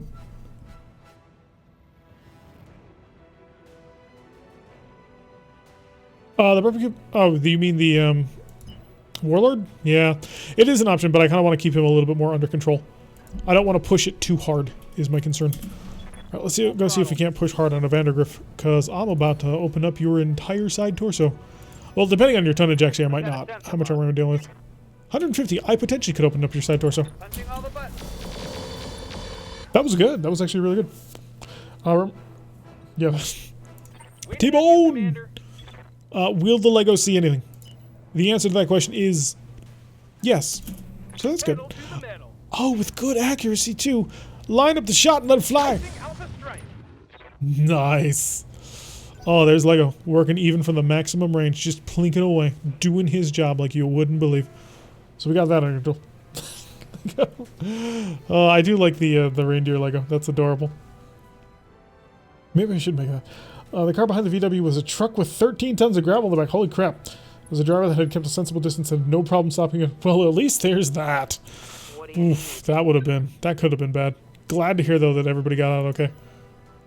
Alright, I'm going to shift into the water so that I can utilize every single one of my weapons. Hi. I'm going to make sure that you stop just being you. Targeting for an hour. There we go. No more Howitzer 2000. I just like watching it sort of drift across the way. Although my camera's backwards, so in order for me to like track that motion, I have to turn this way. Even though I have to turn this way when I'm just actually looking at it. Alright, Eben Carey, time to get up in there and time to make people fear you. After all, you are the terror that stalks in the night. Position right there would be good. Full speed. In the middle of everybody. Eventually the Fafnir will have to take this job. That's also a really good target, and you're probably a little bit more dangerous. Confirm. Hi, Mr. Vandergriff. I have high explosive runes. Roger that. Unfortunately, you missed with the heavy large laser. That would be good. It's time to stop. I found the channel points. Good job. You can use channel points to add like little things to. Oh yeah, I think you had it to the emotes, and also to highlight your messages. So I have to read them. Although, lucky for you, our stream isn't so popular that like 8 million messages pass by. So I'll probably see. Gotta run. Need to finish up dinner. See you soon. See you around, Belly. Was happy to have you around. Shay, that does look good, not gonna lie. I'm very thankful, though, that I can't hit the broadside of a barn. That sniper is rough. Maybe we should try and steal a sniper cannon. It's Eric, remember to get good. Well, speaking of getting good, I should be able to handle this. In fact, I think I can lock this guy down heat purely, even in the water. You shall not stop my integrated laser AMS. Damage is light. Shoot at me all day. You shall fail. Oh, Greybeard's beating you. He's got 3.2. By the way, you make channel points by chatting, apparently. And also, watching. Talk to me. So, watch and enjoy and chat. That is over somebody's head. Hopefully they won't actually do anything. 28%, 22%. I really don't want to take that shot. It's not very good. But you know what? Warlord. Fire away. Oh, thank you so much for hitting that shot. Makes me so good. 2.9. We're having a bit of a competition with who has the most channel points. Ow! Stop shooting the disco cat with artillery. It's not okay. Armor. Yeah, your armor's getting a little bit light, and I didn't cause as much damage to the Vandergriff as I wanted. It's only a thumper at the very least, so we have that going on. Oh, jammer's coming down from the enemy. So they are now making my life just all the more difficult. Disco cat's probably gonna pull back before we do get good. That's because Sprog talks the most. That's how you do it. You talketh the mostest. And then the game rewards you. By the way, what are you? What model are you using? Well, first it's going to show off some random battle over here that I don't really care about. Internal. A scimitar? Damage. Wait, really? Oh, he's got tandems. Yeah, we've got tandem SRMs on the field again. We got to make sure that we kill that scimitar. Ugh. As you can see, he managed to nick him just a little bit. By a little bit, I mean quite a bit, actually. Waiting for orders. Alright, Disco Cat, it is time to leave. Time? Time to leave? Yes. Yeah, I could just lay into you, and I'm actually gonna do that, because I can do Buzz-Zap. Hey, Structure Exposed, you did your job, kid. And now we're gonna get out of here. I can't go as far as I was hoping. I'm going to vigilance. Yes, we're going to vigilance. That way I can, you know, hop on out of here without any real cares in the world. So we are going to cook a little bit, but that's okay. Actually, no, we're going to avoid cooking. That'll be better. Jumping. We lose some of our protection, but hey, we'll be on the move. And we're already protected by just standing still. So that's working out quite nicely for us. I would like to get you in closer, but you know, you're already exposed and open, and you know, you take a lot of damage. I don't know why you take a lot of damage, but you do absolutely take a ton of damage. Can I go high explosive? I cannot. Eat standard ATMs! There we go. Darish removed. Taken care of. Did this ammo go up? I think it might have. Apollo, bring on the barbecue pult. You have a single target who needs to die. And he's actually in fairly good range. Love to hear it. Okay, tandems? No thank you. Deadfires? No. Infernos. Inferno. More Inferno. A little bit more Inferno. That should do. Activate the Warlord. Hi, buddy. Whoosh. Standing in the water. Overheat. 1 round. I love this back. Yeah. Timberwolf on the move. Let's see if we can have the Timberwolf lock that down, because he does actually have incendiaries. So set over to incendiary LRMs. How much armor do you have? Just out of curiosity. I'm not about to deal 80 damage to your face. Yeah, fire away. Here we go. And he's out of there. Oh wait, no, we blew up the engine. Whoops. Well, at least we didn't kill the sniper, which is kind of the goal of what I'm planning on stealing. Eben Carey, yes, walk out into the middle of the group, make the enemy fear you, because you are in fact the Eben Carey, and you cannot be defeated, and fire everything you've got. Somehow you did not kill the Shepherd. I'm incredibly disappointed. Scored a critical hit. Planning on ordering a custom rig around January 17th. Congratulations on the brand new rig. Hopefully sometime at the end of January, early February, we'll join you for MechWarrior 5. We'd love to have you, man. Multi-target? Nah. Full-on kill, murder, death is how we're going to do this. The mech is on fire. Yep. We weren't actually looking to steal a Heliopolis, or a Helopolis? A Helopolis. Helopolis just sounds so better. We're not stealing anything. We took this one for 104 Friday salvage. We're taking this one for cash. So blow everybody to smithereens is the plan. We're getting 1 random part, which is going to be important, which will be nice. You know what? Shotgun mode. I was kind of hoping we would crit something important. Didn't happen. Critical hit. So that sniper is probably going to be what we're going to take. Ooh, there's a lot of hits on the Disco Cat. Reporting major armor loss. Murder, death, kill. Hell-polis. It sounds so dumb, though. Heliopolis has class. Helopolis just sounds like, oh, Helopolis. I don't even know what that was. See, that's how bad it is. Turn your head to target 22. I don't want to shoot over the head of a friendly, and I don't have, well, I have 8 rounds of shooting. Do I bother? Target confirmed. Ooh, good hit. Love that. Love that gun so much. I know Heliopolis was a real city. That's great to me. Congratulations, Lightfoot. You win. Can I give him like a channel point award for that? That was too good. That was brilliant. I can't give him stuff. How do I give channel points to people? There we go. Infinite channel points. Alright, get me started with infinite channel points. Nope, I don't get to do it. I can modify myself. Sound like a Murloc from D&D Online. Oh, his heat is critical. That was a mistake, buddy. Your heat is critical by 2 mechs that have incendiary weapons. Do you really think this was the most brilliant plan you could ever come up with? The sun has set on these spawns. That's Roman. Just saying. And a little bit of hit on the Eben Carey. Please shoot the Eben Carey more. That's why it's there. I've given it to you. A gift, a prize, as it were. A Trojan horse, perhaps. And they have decided not to shoot at it. Oh, makes my life so much more difficult than it needs to be. I'm going to slip in behind you, nice and chill. How good is my armor? My armor is 26. Maybe not that chill. How about just shooting from here? Yep, you do have a side shot. Yeah, that might be good enough. Board in. Oh, just lovely. Absolutely lovely ripping into it. Have you tried turning it on and off? And bounce. Later. Jump jet. Disco Cat. Best cat. Generating a lot of heat, Commander. The sun is sun. Have you tried turning it on? Yeah. Apollo.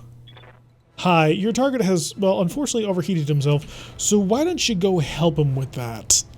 I think this actually might be enough in order to torch him. So, barbecue! Yeah, that was enough. Mech has shut down. Do do do do. I need to get like a soundboard that can play just random things. I think that might improve things, or maybe not. I don't know. Would that be too juvenile? I don't know. But we're about to find out. Trebuchet have high explosives? Oh, I can't ever use my high explosives. Fire them on us. There we go. We're out trebucheting the trebuchet. We have ATMs and he does not. Yeah, we tried that at Cal. The damn ultramates didn't get the hint. Slip on in. Stay in cover because you get shot at too much. Yes, Commander. Ebb and carry. Okay. Time for the ebb and carry to just walk up and murder people.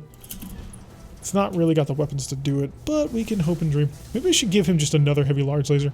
Turn him into a backstabbing assassin. Locked on. All weapons. Like that.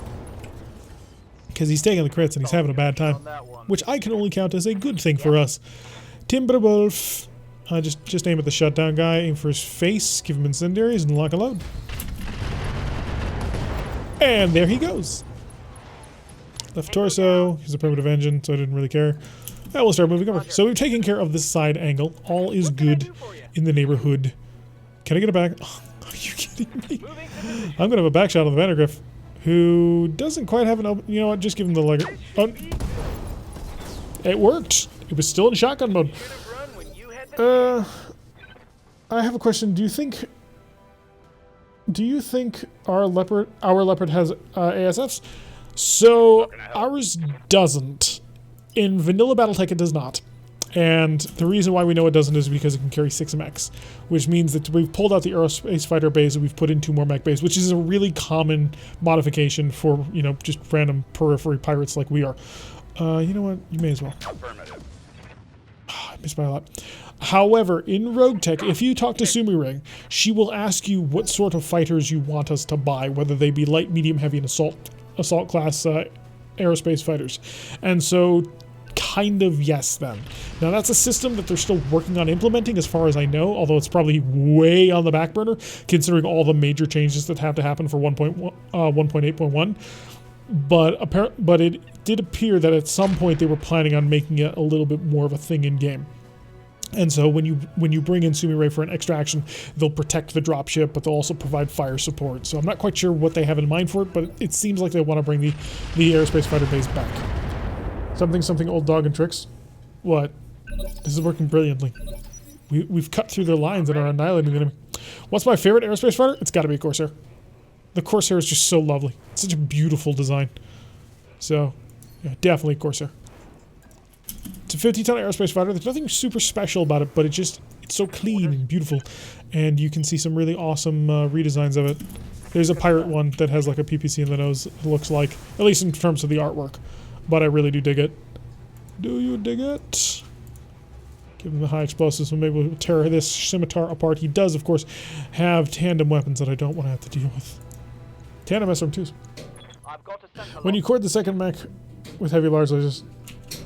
Oh, we're not looking to capture anybody. And it was a primitive archer anyway, so why would we even bother?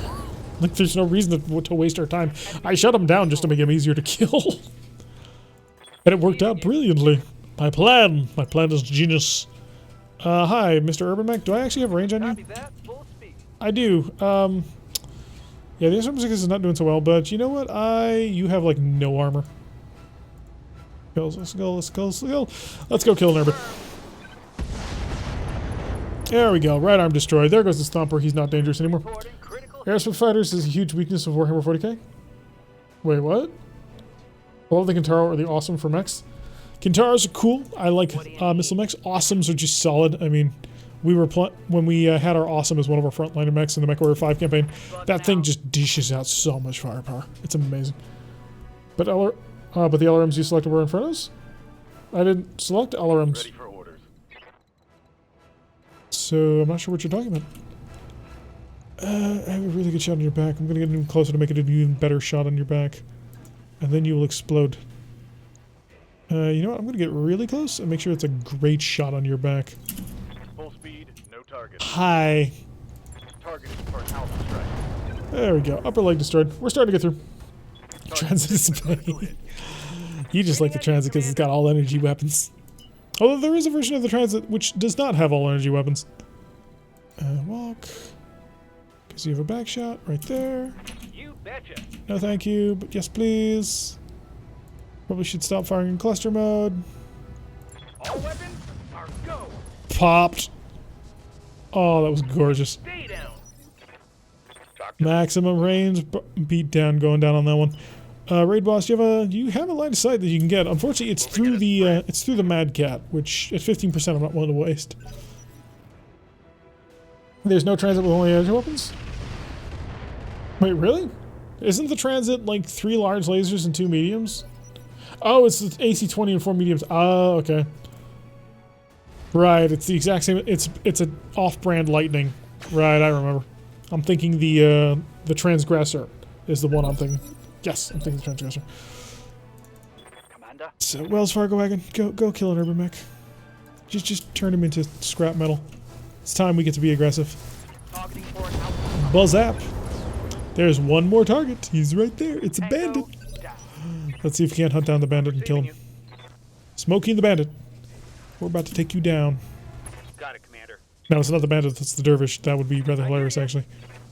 But no. You're dead. It's a victory.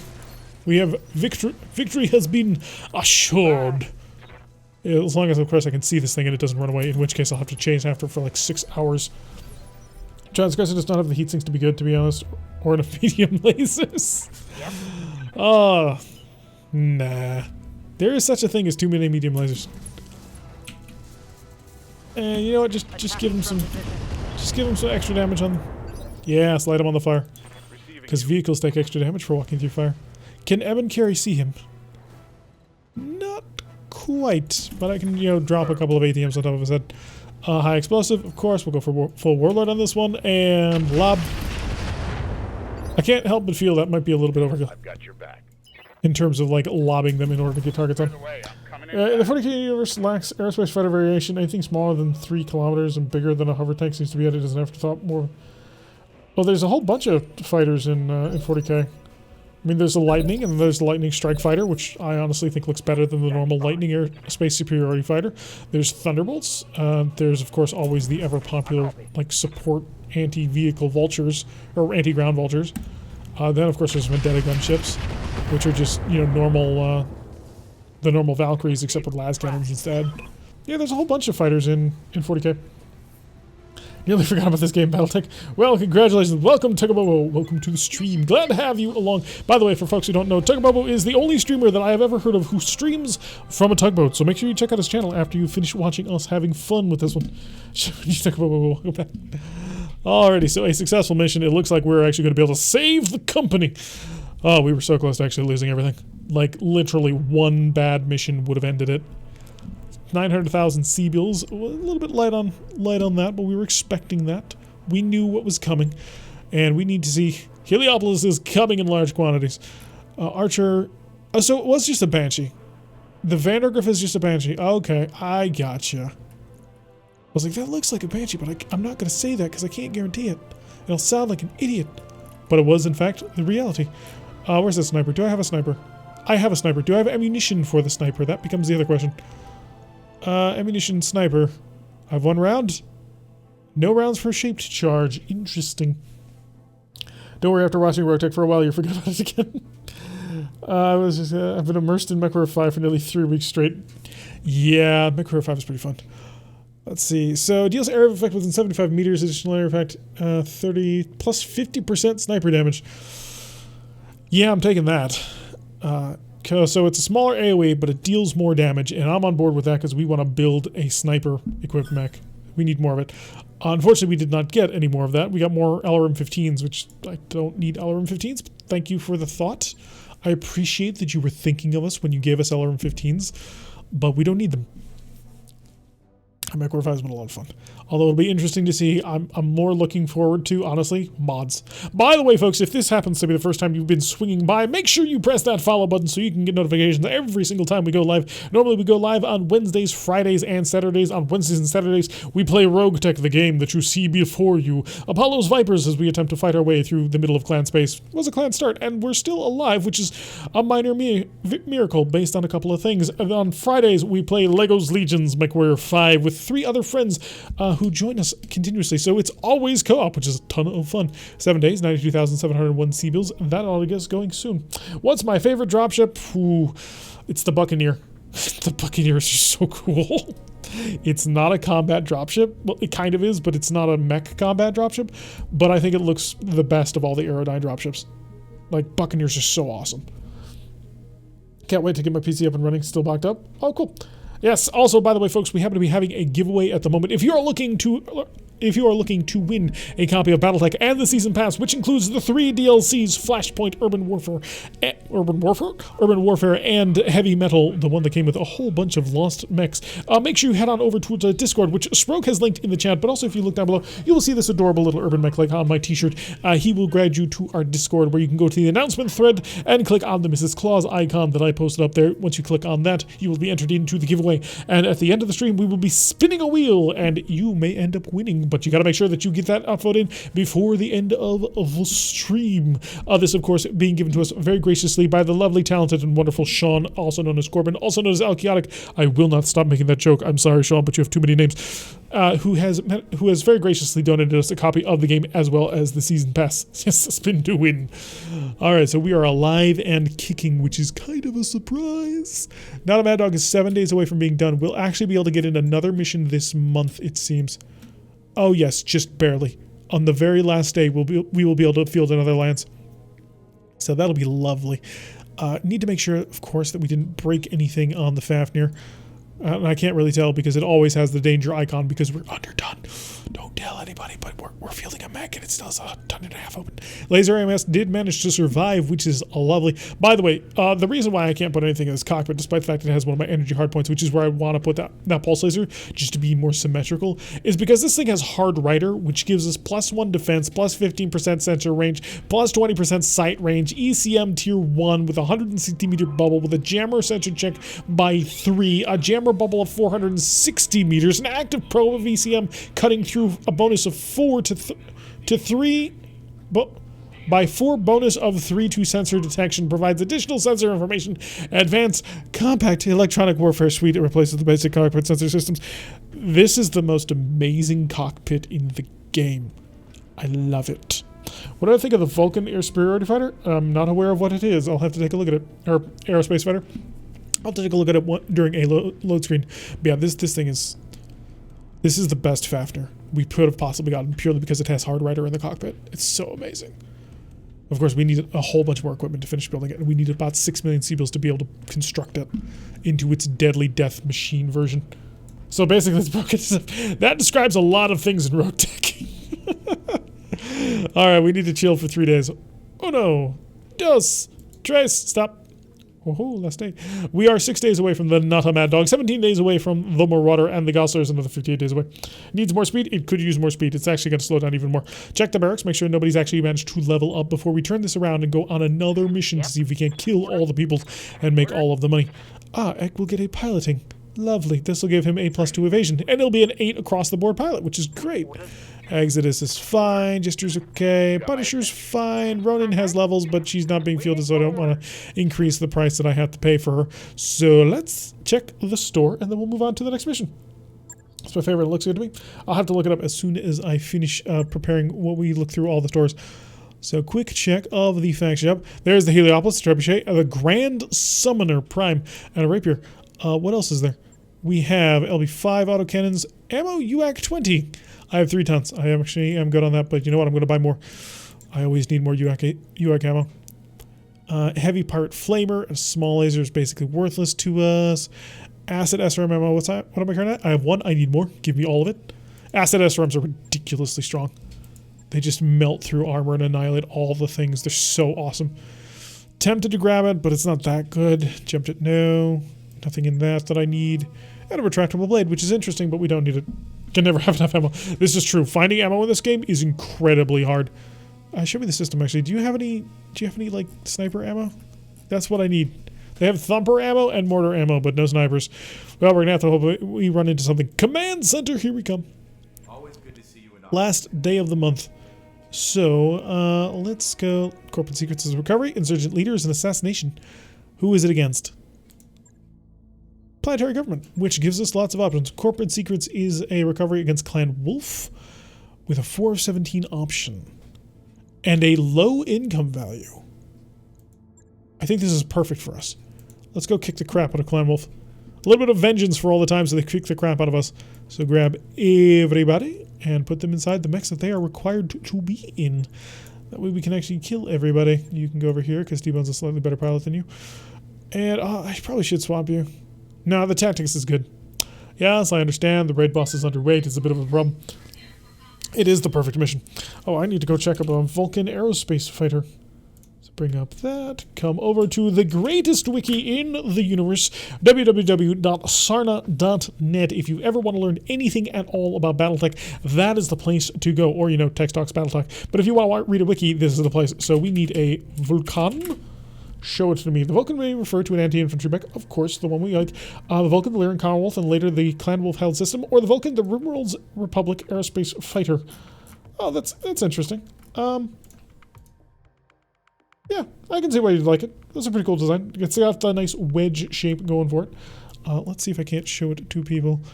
And I'll just hit that button. That'll be lovely. So in case anybody actually wants to look to see what a Vulcan looks like, this is the mech, or this is the aerospace fighter that he's talking about.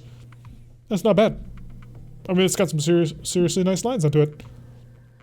Not really my favorite, but hey, pretty solid. I can't hold it against anybody. So good taste.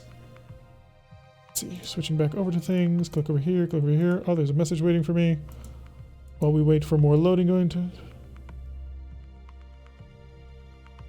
Cool. Alrighty, so... let's see... Oh, the game did load. Nice. Rimworld Heavy Fighter. Critical Rocket and Tex complements each other nicely. Yes, Critical Rocket gives you the TRO reading exactly, and he does it in a nice, clear, concise way with a fun British accent. I basically listen to all of Critical Rocket stuff when he comes out with things. Because it's literally reading the TRO, but he's got a pleasant enough voice that you can just sort of listen to it in the background while you're doing other things. It's sort of the perfect thing to listen to while painting minis, is kind of the way that I would describe it.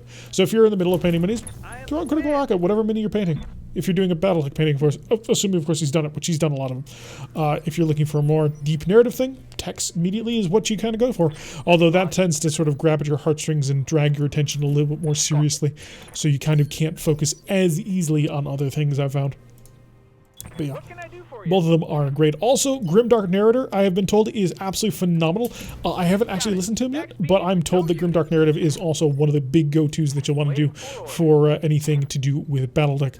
I can't remember the guy, however, that I sort of... There's this one dude, though. He's done like a super abbreviated version of the history of Battletech, and it was really fun and fairly quick, and he had a good sense of humor, but he didn't really do much other than that. I can't remember his name at the moment. Grimdark is the blessed sleeping aid. Oh, Spogue throwing the shade immediately.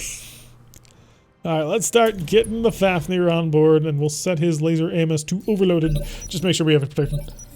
Text voice, my god, if I was kidding. He's got that great accent, man. That's what does it. I mean, it's also the deepness of it. Like, he's got that awesome, I don't know, what's the word? Is it timbre? But there's this resonance to his voice, which is great. It makes him a phenomenal narrator, but I've probably been gushing over him just a little bit too much lately. So we should probably keep in mind he's a failure as much as the rest of us. Just get back to just hear my name called. Your name was called earlier. Your Helopolis had showed up once again, and we blew it into little tiny pieces. Actually, we overheated it and then blew it into little tiny pieces, so it's been melted. So blown up and melted. No problem. On my way. That's a critical rocket when I'm in my taxi waiting for my next job. Yep. Like I said, it's great background. Got your back. Punisher, keep the sprint on going. Keep up with the mechs. We're about to slow walk. We're going to try Spogue's strategy of wasting time and slowly waltzing our way over to a combat on the opposite end of the map. Oof. This is going to take a while. kind of amusing, though. I do believe Lego is faster than that. In fact, I know Lego is faster. Hello, Laurendell. Welcome to the stream. Like my lumberjack voice. Ready for orders. Ah, yes. The Canadian lumberjack be he. Roger. Alright, so we have lots of water to walk through, so this is going to take a little while. I wish there was a way to speed up the game just a little bit. Can I just get like a formation move button? Just have everybody walk at the maximum pace of the mech and just head on towards the enemy. Got it. No shooting, just running. Just so many little lakes to travel through. I hate the wetlands. We should return to cold Arctic so I don't have to deal with it. Or, you know, the desert. The desert also has very little in the way of terrain impediments, aside from, of course, height, which becomes a bit of a problem. We try to avoid whenever possible. British lumberjack. Yes, yes, I'm just teasing. The reason I call it Canadian is because the flannel. Flannel immediately tells me Canadian. It's like, that is Canadian. I do not care. Could be from Japan, and if you're wearing flannel, I immediately think you're Canadian. It's just the way of things. I will get to... we don't want to run. We have to keep in mind. We're being boring today. We are walking. Just a nice, steady, slow stroll. Hello, Ginger. Welcome to the stream. I didn't notice you come in, but hi. What do I think of the Marauder 2? It's an interesting design. I like the winglets on it. Gives it a very interesting air. Quite amusing, actually. For a 100-ton mech, I'm not... In RogueTech, I'm not a fan of it because a 100-ton mech only has torso ballistic points.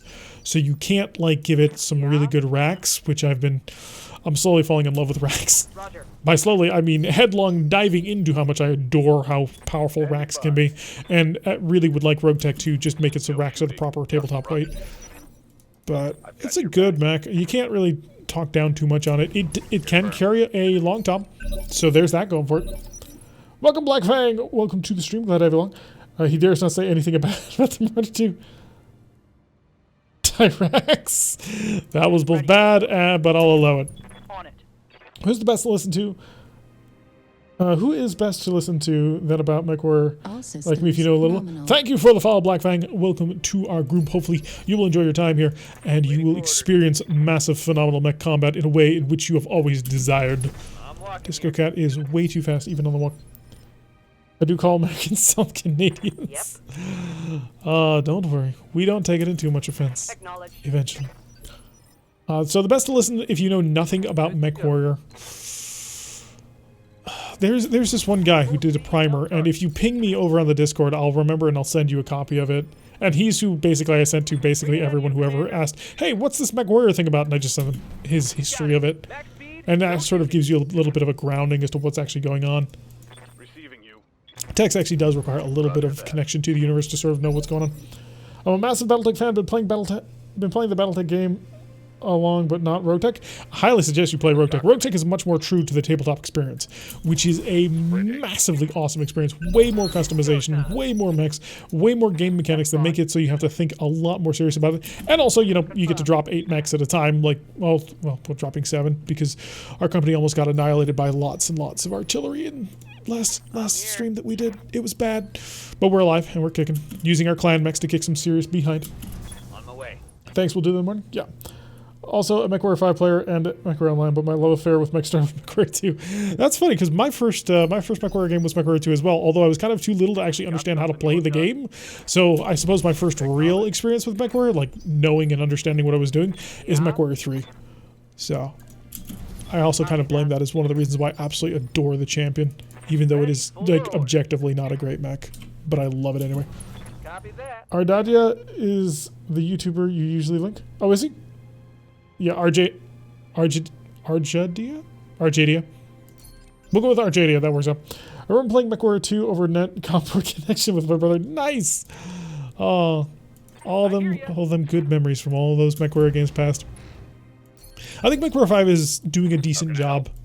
There's obviously some weaknesses to it, as we would have expected.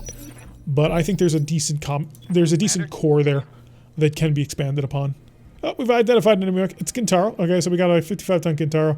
It is a 19, which I do believe is the stock version, so nothing too much to worry about. I'm going to make a little bit of a lateral forward push just to get a little bit more sensor data. And a Kit Fox. All right, so we've got the Kit Fox. He's got his large pulse, his small pulse, medium pulse, and basically the Kit Fox that has everything in the kitchen sink on board.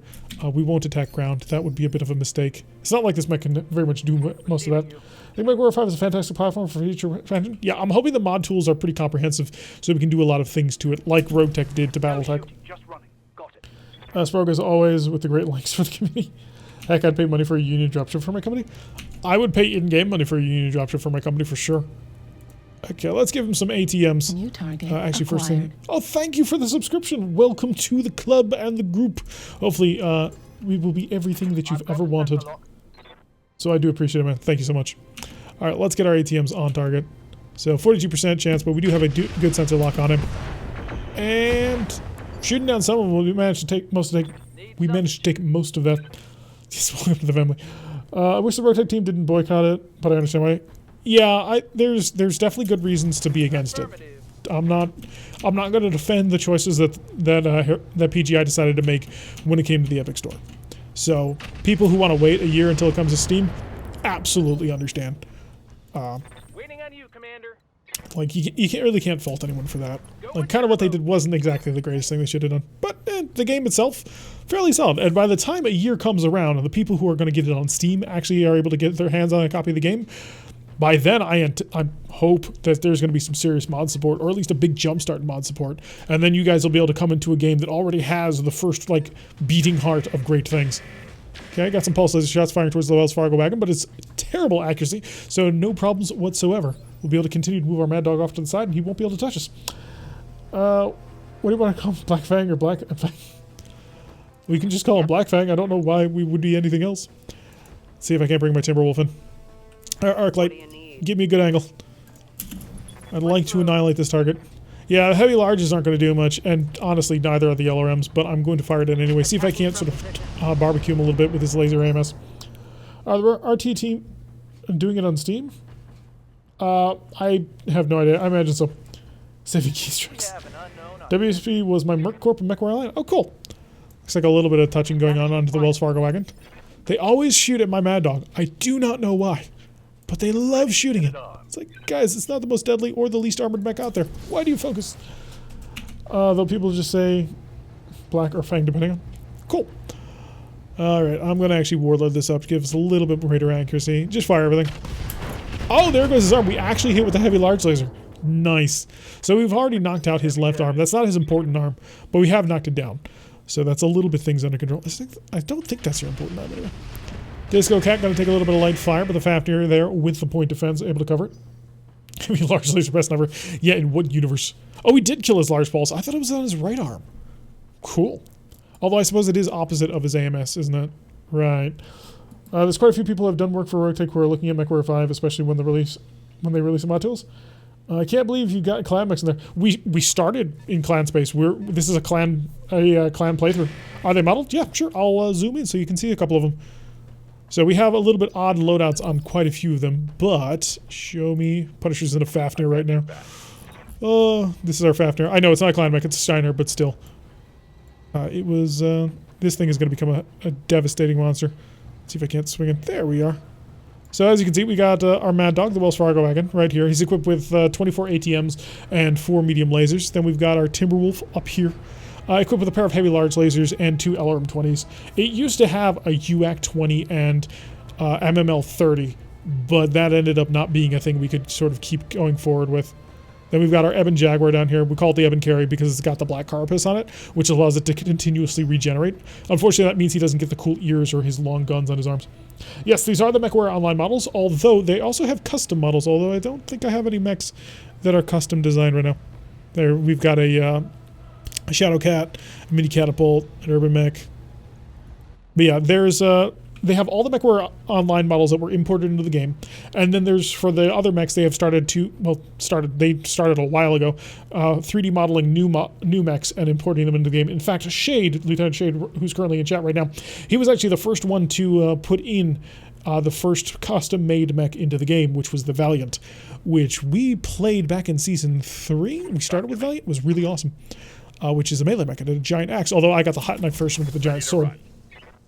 So there's a reason why RogueTech is, in my opinion, like the the best form of all of BattleTech, because it includes so much of tabletop into it, and just improves visual assets. Like, we've been playing with Warhammers, Marauders, and Annihilators for months and months before Heavy Metal came out. There's a reason why it wasn't the biggest deal in the universe when it came to us for playing RogueTech. So yeah, definitely highly recommend it. It is very hard, and there's a lot of new systems into the game, but if you can sort of stick to it, RogueTech is the best BattleTech experience you're going to have for Harebrained Schemes vanilla BattleTech. Done 13 to 14 models that don't exist elsewhere. Yep, Shade has been a busy bee. In fact, Shade is also responsible for my avatar, which is really cool. Avatar the mech. Which, you know, it's always awesome to see the mechs that you sort of adored playing with in previous games into the game. You know, I'm gonna risk it on trying to kill this Kit Fox. Although, actually, I do have... Right, we have an increase in SRM range. We're gonna use those. Risk MMLs are broken! Harebrained are okay with this system? Yeah. There's actually several of the developers from Harebrained Schemes who actually participate in the RogueTech Discord. So they know about it. They're fully aware. And RogueTech makes sure to stay on their good side. Like, when they started introducing other mechs, things like the Crab and stuff from their official DLC, they removed them from the mod so that you could only have access to them through the actual expansion packs. Like, they want to maintain a good relationship, and they do. So it's pretty cool. Watching my favorite streamer having biscuits and a dip for brekkie, so good. Oh, but yeah. So the RogueTech they've been doing a good job, and they've been doing it the right way.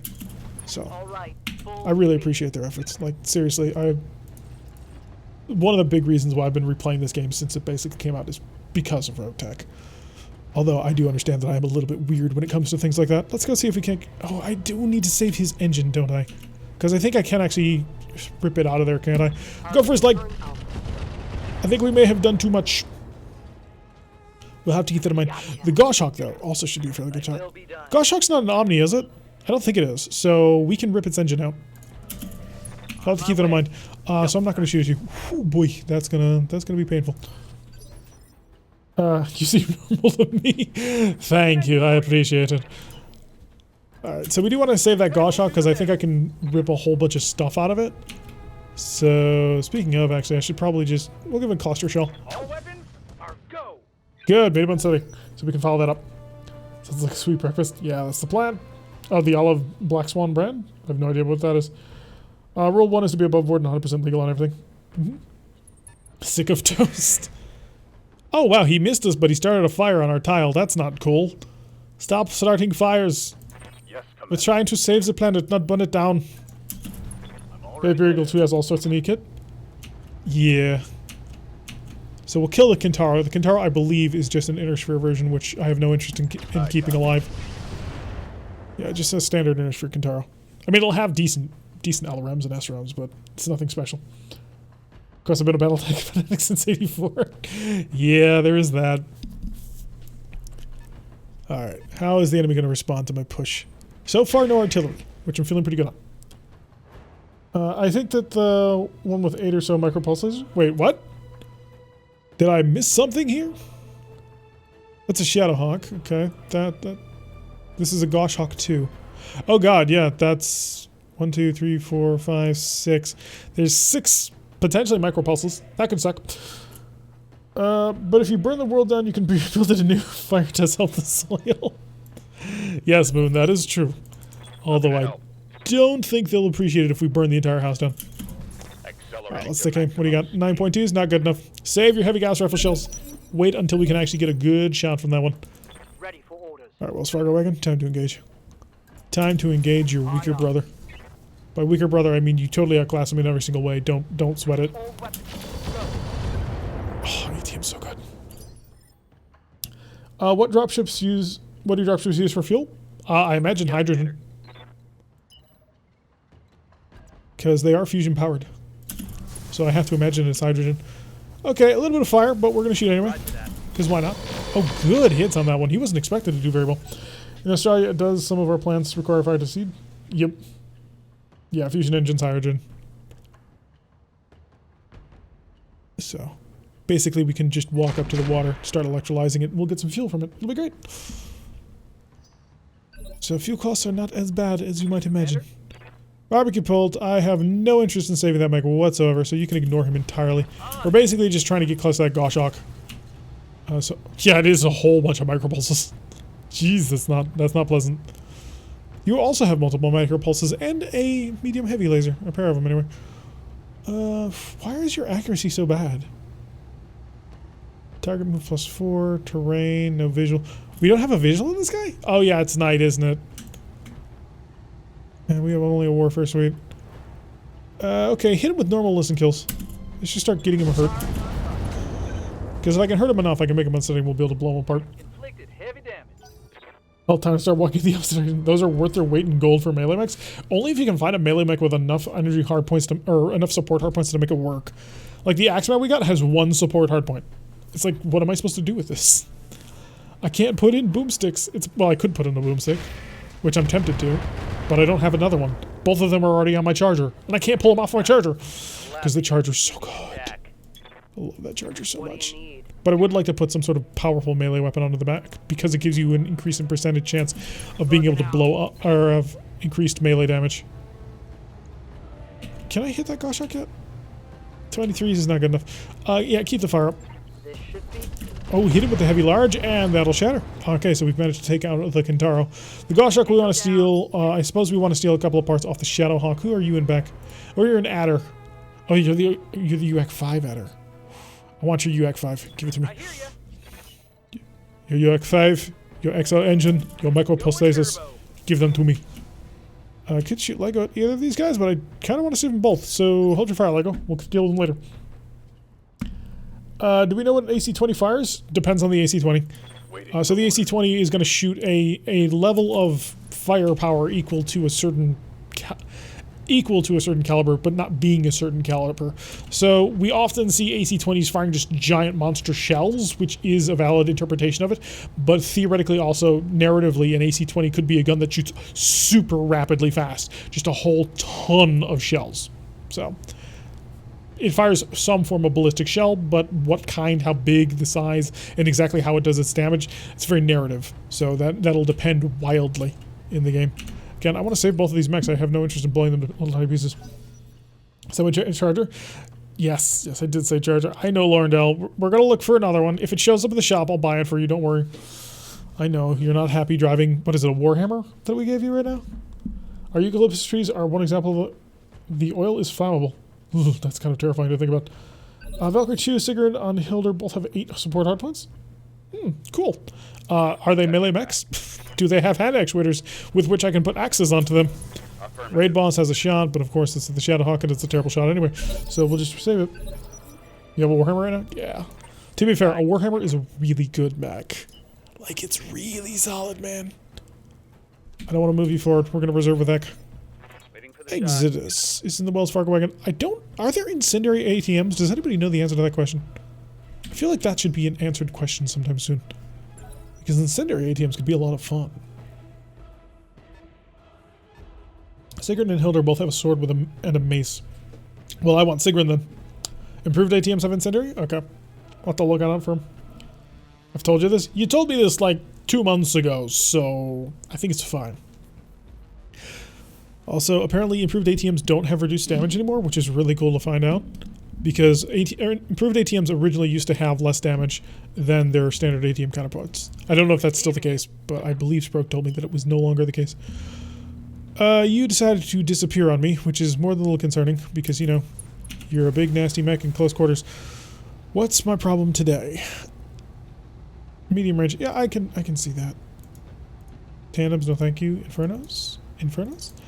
Not in Dread Fires, but more Infernos. All the Infernos, in fact, maximum Inferno. So we're only hitting by about a third of them, but this should get the party started. And then we can move in with other people. We'll have Lego walk up and utilize his Gauss rifle in shotgun mode, just for the instability, because I feel that will help. So keep it in cluster mode, and give him a shotgun to the face. There we go, that's what we were looking for. Hopefully he doesn't move. You're in your stream like that. Shadowhawk has microphone slices as well. Hello, Synapsis. Welcome to the stream. Did Apollo get airlocked? He did not. He actually managed to save the company. Is there any Lyran Fenrir battle armor in RogueTech? I have no idea. That's actually a good question. I don't know which battle armors are actually in the game. And despite the fact that there's a whole new battle armor system that's been improved, I haven't actually seen any since that's happened. Confirmed. Otto Von Dog, welcome to the stream. Always happy to have a Von with us. The right kind of people that we would want. Could shoot at you, but I don't really want to waste the time, so I'm going to shut off my heavy large lasers. We're just going to start getting the incendiaries on to more work. Oh, that is a solid number of hits, although apparently only 16 hits. Ready for order. It looked like a solid number of hits. Continue moving everybody forward. The Wells Fargo wagon, of course, not able to engage this target because I don't want to waste it. Set to ERs. Extended range, and then unselect, cycle. Right, I can shoot the Goshawk on the back. I'm not going to. I'm going to shoot the Adder, however. Do I have a good standard shot? Oh, I do have good standard shots. So more damage for us. And since I lock down on you, a little bit irritated. You're so hard to hit. Sensors locked on. Let's see. Yes, soon, TM. Been a whole thing we talked about for a while. Wait, what? ATMs and ATMs are functionally identical. Other ATMs get more animations. Cool. Alright, so let's kill the Adder with as much firepower as we can. Good hits on that.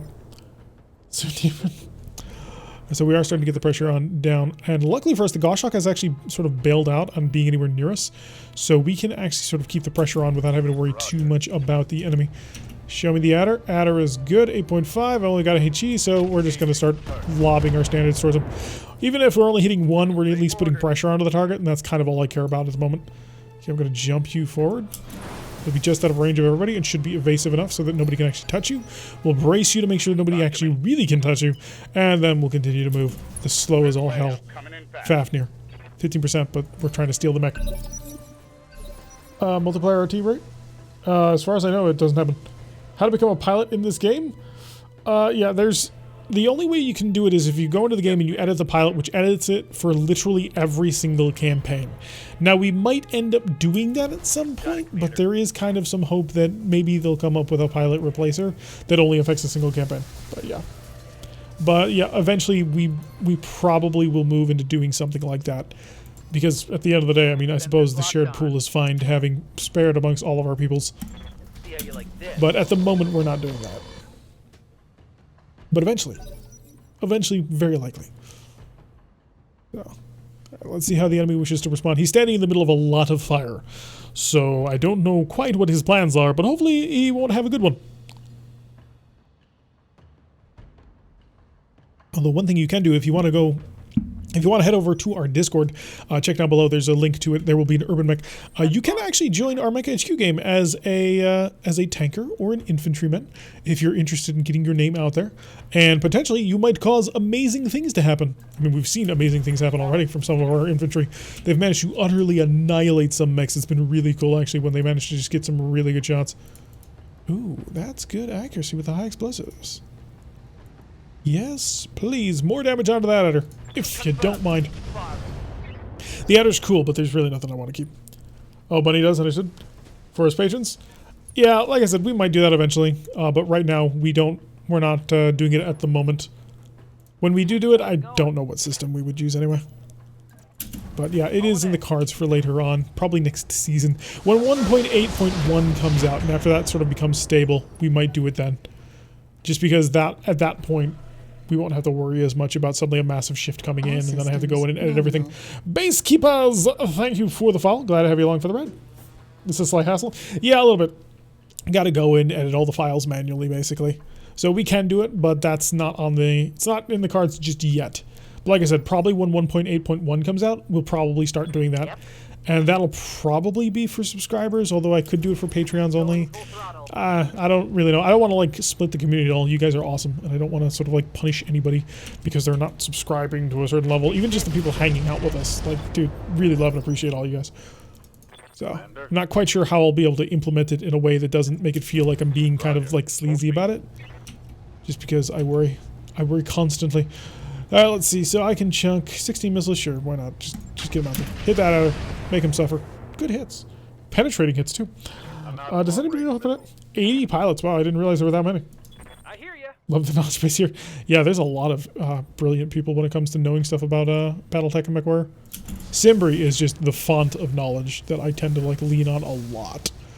Another cluster shell. There we go. Ooh, we may have done a bit more than intended. When I shoot you, you'll take it. I was not intending to make him hurt that badly. A little bit badly, but not that badly. Oh, he got through armor criticals with that. Ooh. Yeah, that actually might be broken. Thanks, Jazz. Pretty easy then. I'll be floating around in 1.8.1, I think. Cool. Sprog, the spreadsheet man. Yes, Sprog will probably end up becoming the spreadsheet man to sort of keep track of all that for us. Although I may be leaning and relying on him too much. I do fear about burning out my poor little Sprog. He is very important to me, and I do not wish to hurt him. Can I get a direct line? There it is. That's the direct line I'm looking for. Do you actually have it? No, you don't. Almost slightly to the side with the Wells Fargo wagon, utilizing my maximum long-range capabilities. 48 more HEs, so we've got 2 salvos of this. Good penetration. Not gonna streak.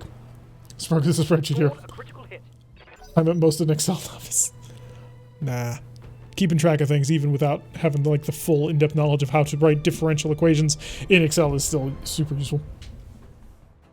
I did take an Excel class back in high school, but I used to know how to do all that equation crap and like making special spreadsheets to do local list. Oh, he was masking. Oh, dude, not a good idea. Ready for orders. So he was just sitting on his mask and that sucker has exploded. On my way. Okay, so his legs are basically shot. As you can see, they are already down. He's not going to be able to move very quickly. Everything's set to Inferno. Okay, do a Warlord? You know what, I'm going to Warlord. Yeah, it's going to increase the damage a little bit, but see if I can't barbecue him. There we go. Shadowhawk finally offline. Took a little while, but we got him. Let's see. But your turn.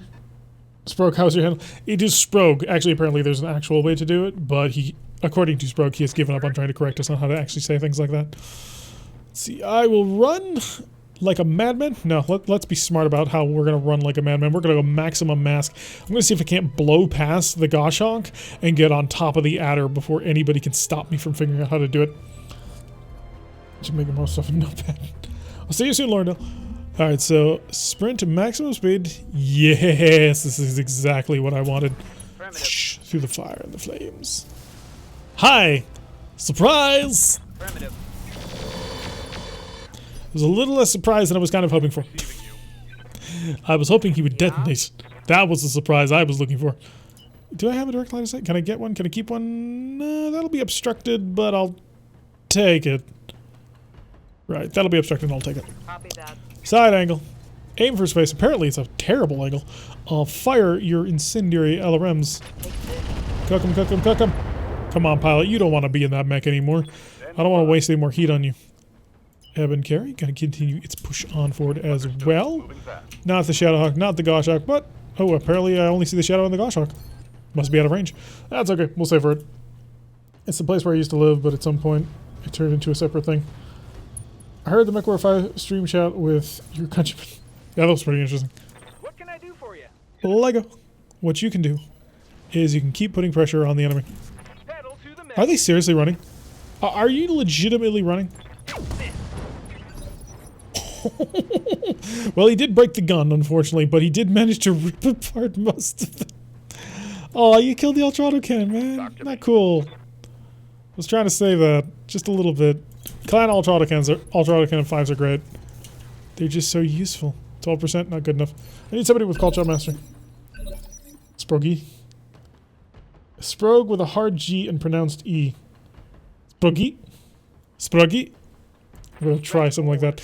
But I get the feeling I might be offending Sprog a little bit. With my horrible pronunciation of his language. Moving to position. Yeah, Flogar is the same island as me. Neat. That's really cool when you run into somebody who is from around where you are. More missiles, and also just, I don't know why you are so hard to hit. But you are apparently like the master of not being able to be seen. I'm going to sensor lock on you. And I'm going to go kill this adder. Awesome missiles! There we go. Adder defeated. So we just now need to take out the Goshawk and the barbecued Shadowhawk right here. How many Inferno rounds do you have left? I get a feeling that you have not enough in order to conclude what I want to do. Are you going to turn around and try and shoot me? I mean, I am right here. It is phase 23. This could be a little bit of a problem. We're going to find out. The O is kind of different from how Merkin said it. Spruggy. What do you need? Arclight. Yeah, your Timberwolf is the way to do this. Give me a direct line of sight somewhere. Not gonna happen. Okay, how about if you just shot at him in the face? Aim for the head. Okay. Fire! Pilot is knocked down, but will pilot bail? Wasn't a lot of heat, but he's on the ground, he's injured, he's having a bit of a bad time. Maybe he'll feel he needs to get out of the mech. I'm your spaniel. Right, so I'm so tempted to just start punching him. Like, how do I slow you down? Do I really care that much about slowing you down, actually? I kind of do. Can I offensive push you? Oh yeah, I absolutely can. Okay, go for the leg. Got it, Commander. Structure exposed on the leg. That was exactly what I was looking for. We'll pull back to get a little bit of protection from him because he is a very powerful melee mech. And we don't want to sort of not give him a sufficient amount of berth because of it. Got it. Max speed, no shooting. Alright, your leg is super exposed. I'm gonna cluster it again. No, I can't. Firing everything There goes I his got. leg. That was the goal. Okay, his leg's down. More where We don't that need came to save the mech. We just need to save the parts. Because we're not really in the market for a Goshawk. As much as it's amusing. If I got Record 5 a year, you might get to hear it. That's cool. Studied German in grade school and other languages since I prefer correct pronunciation. Ask me that I said we're saying. So on Friday, that's a quicker way we'll do. Yeah. Yes. Yeah, we'll get him to say it on Friday. Okay, barbecue bolt. Take aim. At his face. All the infernos. We're running out. Pilot, be out of the mech. It's 180 heat. Why are you still sitting inside that mech? I don't understand how some people can just sort of sit inside a mech that is absolutely 100% on fire and just be like, this is fine. Because I gotta tell you, this is not fine. Did I hit the head? He's panicked. I got him to panic. Keep walking forward. Moving at a Never stop. This mech is never gonna get in range. Ever. Okay, enemy turn. He's on fire. He's not having a good time. His enhanced imaging is now on. Okay, so that's an interesting decision. Going with the on enhanced imaging. Gotta say, don't think it's a great plan, but hey, you do you. All of my ATMs back to on. Let's see if I can't rip off his leg from way back here. Pilot injured, jammer removed, both legs destroyed. Nice. Okay, so we still have all this upper torso stuff. How easy was BattleTech to mod then? Was the codebase fairly easy to understand? That is a question I'll have to pass off to other people to answer in a correct and proper way, as they shall. Fire everything. Thermal exchanger explosion. No! 260 heat, and there goes the pilot. Okay, we got that. Coordinates received. Took a little bit more effort than I was kind of anticipating, but we got it. The pilot didn't bail the way he was supposed to. Understood. Group around on 1.5 hour drive north on the same island. We've got a few RogueTech modders on our Discord, Blackfang. Yes, and if you check down below, there are certain urban mechs that will take you to various places. One, in fact, will indeed take you to Le Discard. It will take you to all the things. Alright, let's go pick up whatever it is we're here to steal. I mean, reappropriate. I mean, rescue. We're the good guys, I swear.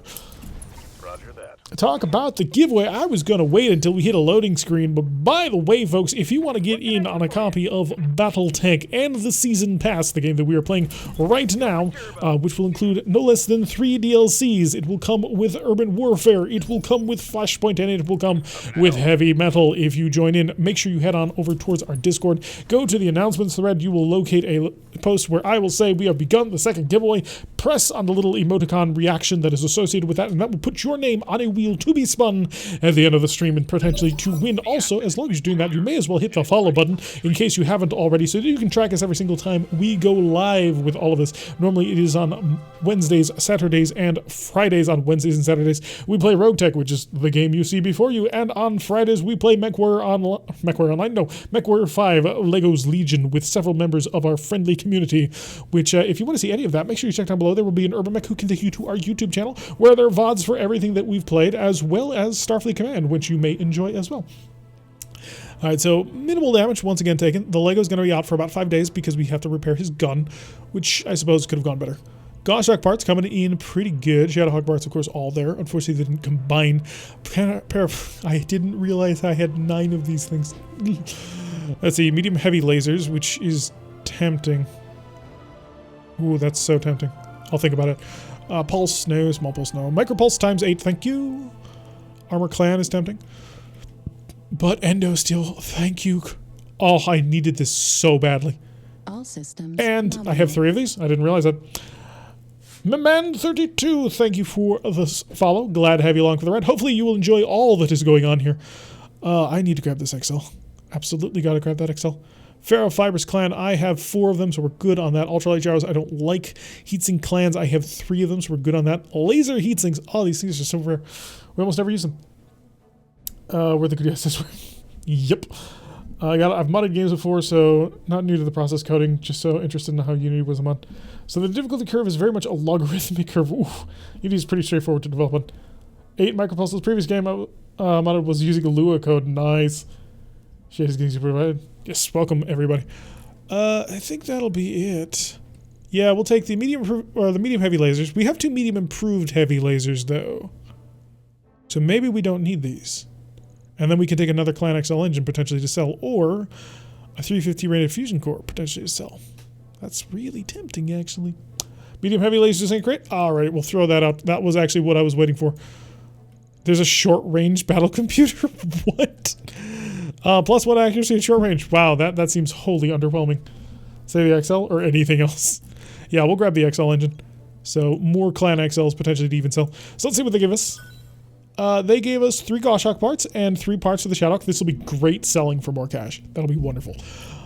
We got the battle computer range, got the 315 rated fusion core. Didn't pick up the extra endo steel, but that's fine. We got the quantity 2, and the mask, which puts us up to 3 masks. We can sell one of them in order to get a little bit of cash back. This was a really good haul, actually. I'm kind of surprised.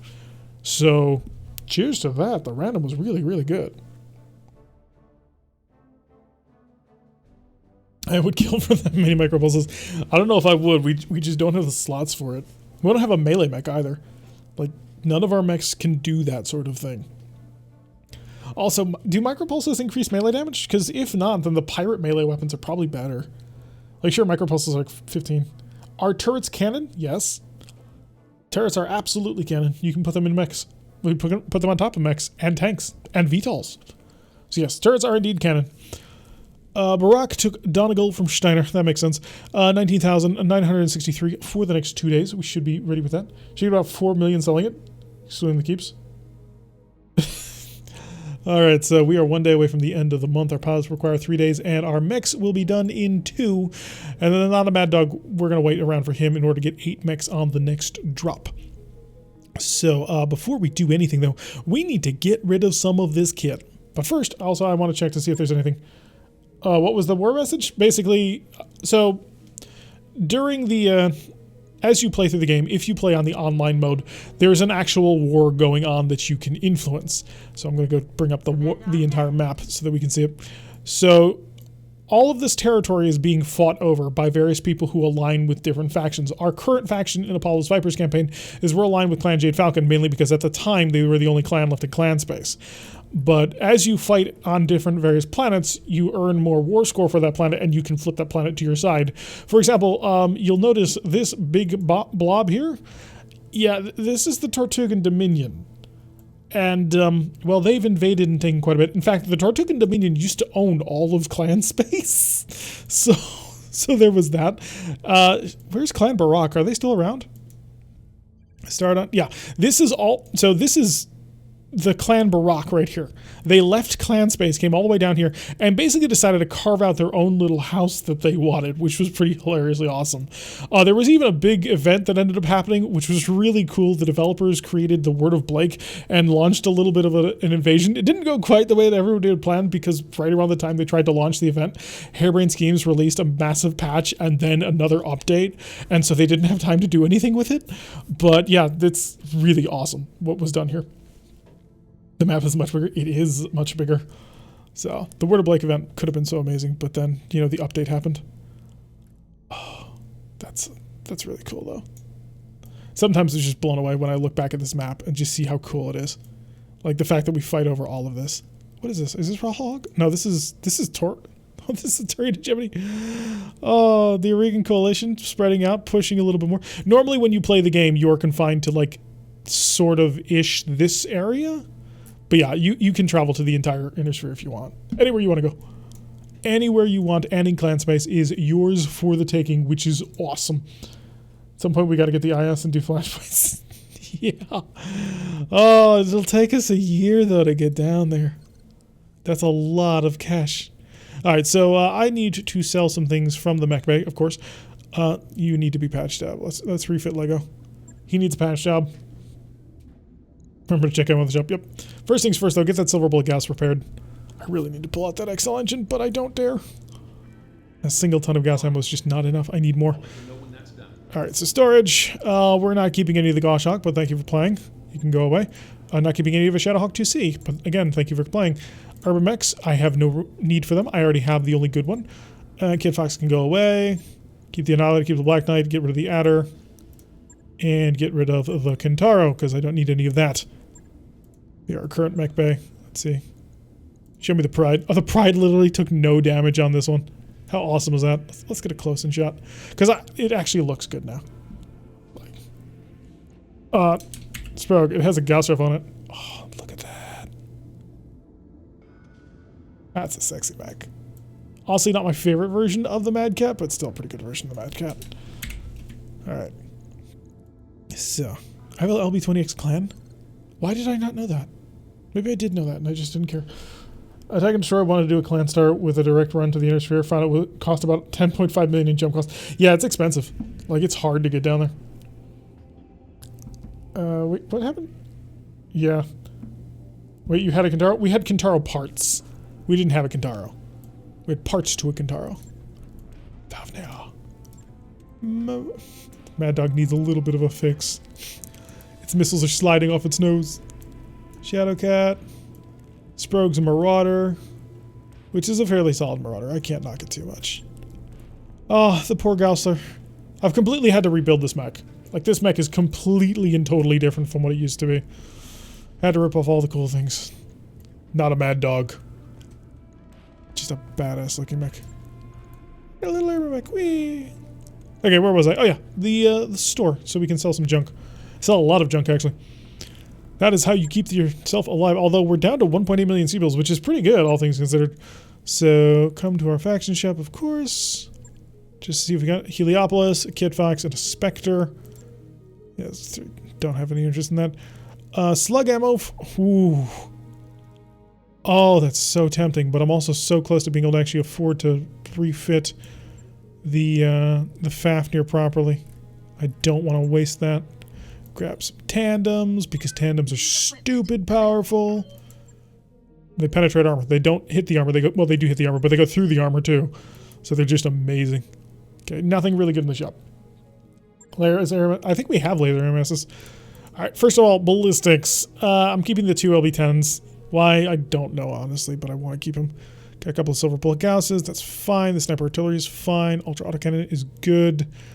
Actually, no, I should sell the ultra autocannon and buy the clan ones, but I don't want to, if I'm completely honest. Gauss ammo, rack 10 ammo, sniper ammo. Oh, I have 3 tons of... Ooh, I might actually be able to build an artillery mech out of this. I'll have 15 shots, which might be enough. Okay, one's damaged. Yeah, we may need to build a sniper mech sometime soon. Lasers. We're good on that. We're good on that. Large pulse pirate I'm going to keep. I have a hard time parting with weapons. Weapons are so useful to me, and I don't want to lose them. So many plasmas. We used to have more. Missiles. LRM-15s. I don't need them. Thank you for playing, but you're gone. Because I have LRM-15 clans and LRM-20 clans and heavy MRMs. And risk MML-20s, which are great. I need to put them on something, but they're super toasty as well. Get rid of that Valiant. I don't need you. Because you're a normal SRM-6 and you're too gosh darn heavy. Whole bunch of ammo that we're saving because, you know, we need ammo always. We have 3 Aero 4s. We do have 3 Aero 4s, indeed. However, we have only 2 tons of Aero 4 ammunition, which is 5 shots. So, yeah, I can probably sell one. Yeah, well, it's nice to have spares. Because when we build a twin Aero 4 mech, we're going to need them. Amos Flare, Amos Chaff. We have 3 laser AMS's clans. The Light Tag clan, 8 micropulses, a Narc Launcher, a Tag Dagger, ammunition for our AMS, heavy flamer ammo, which we do not use. So I'm going to get rid of all of it. And sticky ammo. That can go as well. Jump jets. 21 small jump jets. Yeah, I don't need that. Let's get rid of most of them. Go down to 10 jump jets. That's all I need ever. got a dash getting late, and I need to be up early to take my boys to the Jet Age Museum. Oh, that's so cool. I love jets. Thank you for opening my house to RogueTech. Clean. I need this. You do. So thank you for welcome to you. Well, we love to have you. It was really great to have you. So make sure we'd love to have you again. Stop by. Make sure you join the Discord so we can chat sometime, and have a fun time. Make sure you enjoy that Jet Age Museum. Oh, I love jets so much. I'm jealous of your boys now. All right, we have a 260 rated fusion core, which I'm going to keep. I think we're all good on that. 5 XL clan engines. I'm going to sell 2 because I don't want to sell too many. Exchangers we keep, obviously, because they're too rare not to do. They're like one of those oddly rare pieces. Clan armor I'm going to keep, absolutely, because you can only use a couple of systems with clan armor. Case 2, Chameleon. I gotta put that in a mech sometime. Whenever I do the selling, I'm all like, oh, I have all this cool stuff. I need to put this on mechs. And it's like, then I always forget to do that. Nova, standard SLDF we keep because it's special. Ferrofibrous we keep, absolutely. Clan XL is fine. Or the Gyro XL. Hard gel we don't really use, but I'm going to keep anyway. Heavy ferro for 3. I'm up to 3 masks again. We're going to sell 2 of them. Because the only mask we're using can't be destroyed, which is great. We should really start making a MechWarrior 5 channel on the Discord. Really? CLPS is way too cool to use. I have one of mine. Yeah, we want to. Get some games going over that place. If only I had just time to kill, I would do it in a heartbeat. Alright, so that's all the selling we're doing. We don't have enough cash. Darn it. That would... I need more. I need more cash. Because what I need is I need the 1.8 million to survive the end of the month, and I need about 6 million in order to build my mech. And I don't have it. Because I want to build the Fafnir before anything else happens. But I don't think I can afford to do it. Not without selling more engines or fusion cores. I'm about 2 million away from being able to do this. And I don't think there's a way to change that. Because I'm not willing to go below 3 XL clans. So... guys, we're just going to have to bite the bullet and hit the month. He just joined. Good. Great. Glad to hear it. Yeah, one more mission we got to get through before we can build the Fafnir. End of month. Apparently Clan Wolf is not happy with us. No duh. Like, we're not happy with you. Why? You've been marauding, pillaging, and raiding all of us. So I've been doing the good things. Got it. 1, 2, and stop. Not a mad dog in 3 days. We're going to take it. 2, 3, and stop. Oh crap, I haven't been working on Lego. The fool! I guess we're waiting 3 more days. Because I've got to wait for Lego. Okay, stop. We're good. Take the barracks, and then we're going to go kick some butt. Because there is going to be one more mission done at least tonight. By the way, since we only have one more mission we're probably going to do tonight, if you want to get in on the opportunity to win a copy of BattleTech as well as the Season Pass containing all 3 DLCs, Flashpoint, Urban Warfare, and Heavy Metal, make sure you head on over towards our Discord. Check down below. There'll be an Urban Beck. He'll take you right there. And go check our announcement channel. Click on the little emoticon reaction that will take you and add you into it. And you will be on the wheel that we will spin at the end of the stream to see whether or not you can win it. So yeah, hopefully you will join and have some fun with this. By the way, if you're brand new, make sure you hit that follow button so that you can get notifications every single time we go live. We go live on Wednesdays, Fridays, and Saturdays. On Wednesdays and Saturdays, we play RogueTech, the very game you see before you. And on Fridays, we play MechWarrior 5 with Lego's Legion. Friends of ours join us for every mission, and it is phenomenal. Straight up battle, 4 Skull versus Clan Wolf. Unfortunately, I've got Lego and not a fully powered mech yet, so no thank you. Technical things, it's not a lot of cash, but it's also not a lot of stuff. Just kind of sucks. What do you think, guys? Do we go up for the insurgent leader, or do we try and secure the borders, or perhaps a raiding party? Ooh, we take a raiding party. Oh, the question now becomes salvage or money. Because we could make about 1 million-ish C-bills if we go take this one for cash. Or we can go for 3 or 13. 4 skulls could be some really interesting gear. I don't know which direction to kind of lean in. What do you guys think? Raiding party with salvage? I kind of like that plan. I really do. So if we go in this direction, we'll actually be able to get all 8 mechs back online. First suppliers. Well, we might run into a Red Reaper. I sincerely hope we run into a Red Reaper. Because if we do, we can finish our Red Reaper. We have 1 part left to build a damn mech. I'm going to put Arclight in the Not a Mad Dog because it's a really awesome mech. And also because the Timberwolf is now available to be taken as a maximum pilot. Who will actually benefit more from this? Heavy large lasers versus twin PPCs. Yeah, switch you to. Or a pirate AMS. Yeah, it could be. I mean, we already have one, but having more is never a bad thing. You can go in Lego and... No, you're going to go with the Disco Cat and we'll bring Coach and Lego. Hey, Coach, welcome back to the crew. It's time to actually put you on the ground. Yes, we know the raid boss is 1.5 tons underweight. It's actually more than that because we have more gear to actually put on that mech. But it's going to be awesome. That's the hope. Cross your fingers. Maybe it'll end up working. I can't believe we're going to max out the tonnage on that mech, too. That's going to be fascinating. Although, I kind of want to put a ton of ammunition on it instead. Yeah, I'm just not sure.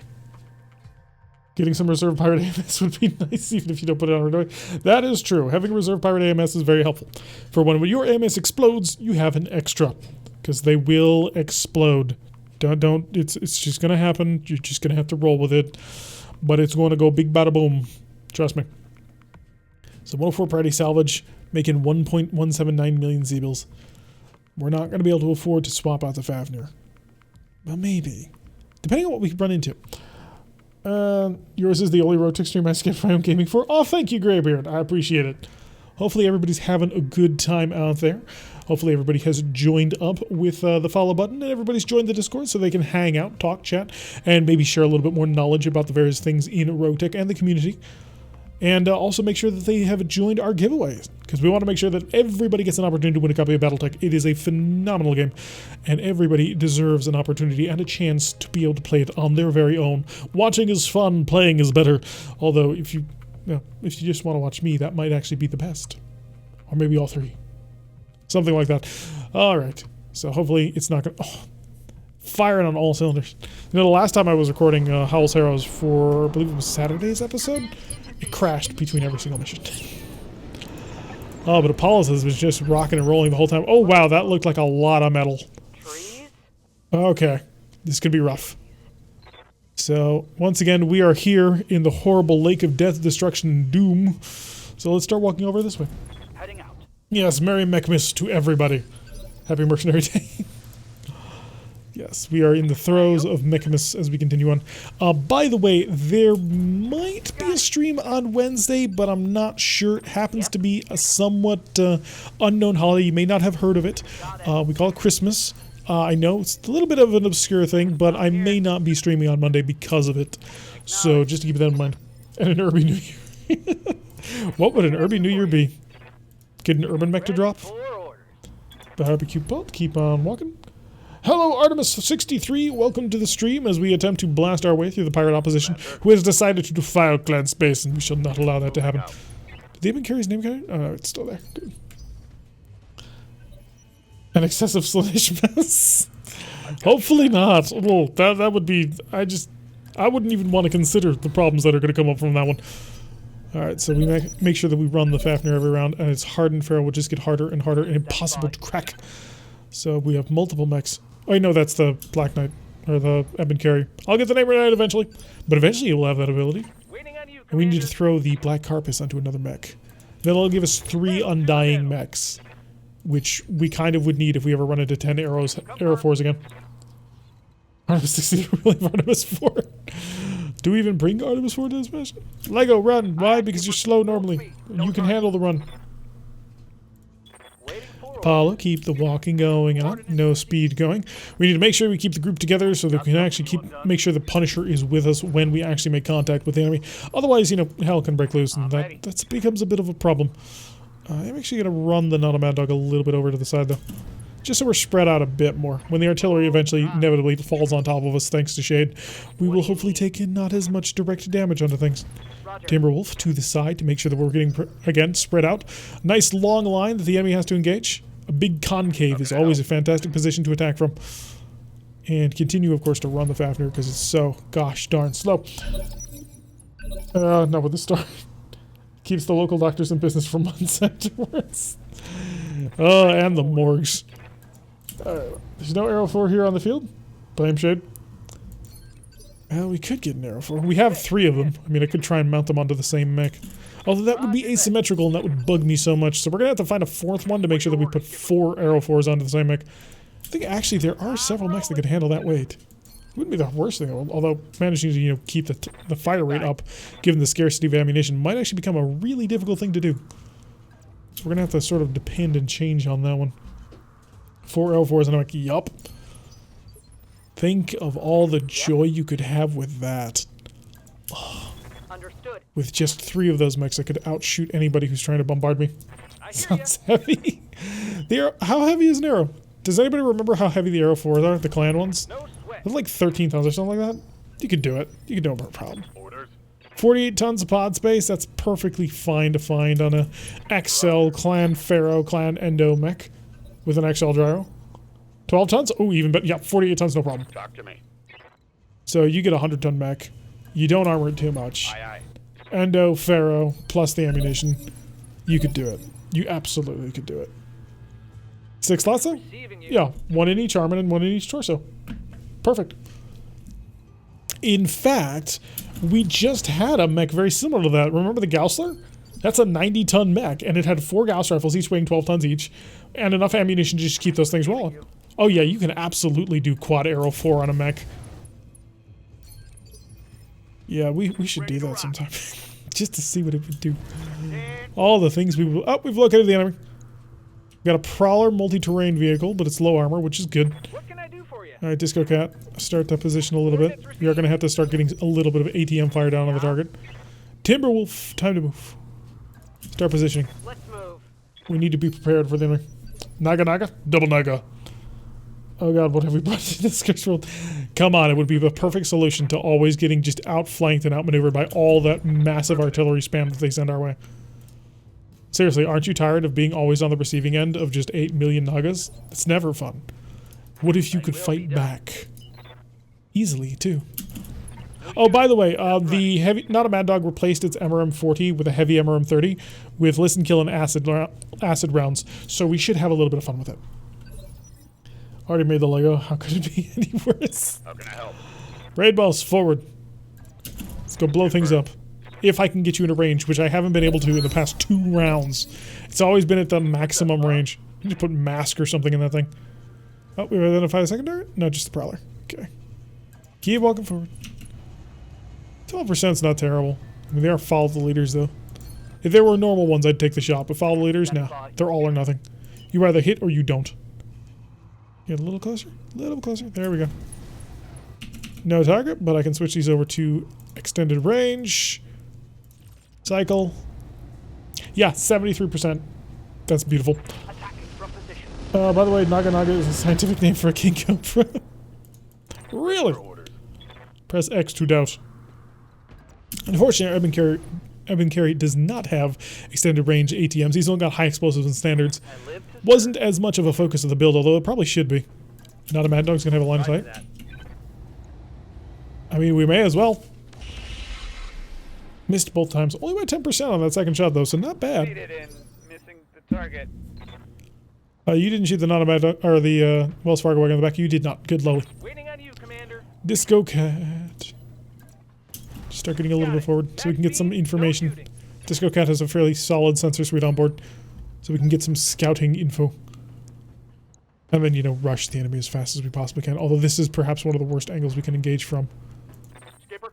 So it might be a good idea just to sort of hang back. Oh, that's a good shot. Copy that, Commander. 60%. Oh, yeah, that's good. Oh, missed by 26. He missed by almost as much as he possibly could have. Why would you do that to me, Lego? You could have annihilated the multi-terrain vehicle. He's not dangerous by any stretch of the imagination, but it still would have been fun to kill it. Have something. Fight defense underway. We got some fire coming down. You need me to hold still for you? 2 of 20. Oh, it's an Orion and a light hybrid carrier. Oh, crap. And my AMS is currently not set to overload.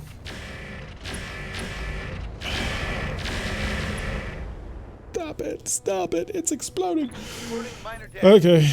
Okay. Give me Punisher. Yeah, we're going overload. They've got a hybrid carrier. That's not allowable anymore. Push it. Let's make sure we break it before too much bad happens to us. 7.7%. Are you kidding me? And alright, and the multi-domain. I'm chill, so I may as well. Engage. Well, I didn't think it was going to hit anyway, but there's always that 0.9% chance, which is effectively 0, by the way, in this game. 99.1 is almost a guaranteed hit, and 0.9 is almost a guaranteed failure. I don't think the game can actually show values below that. Getting hit by a whole bunch of swarm LRMs, which is rather unpleasant. 14 of 60 being shot down. Punisher, get your butt on forward. We need the protection. We need to make sure that your AMS field is protecting us all. No line of sight, but we've identified an LRM carrier, a hybrid carrier, an Orion, and a Prowler multi-terrain vehicle.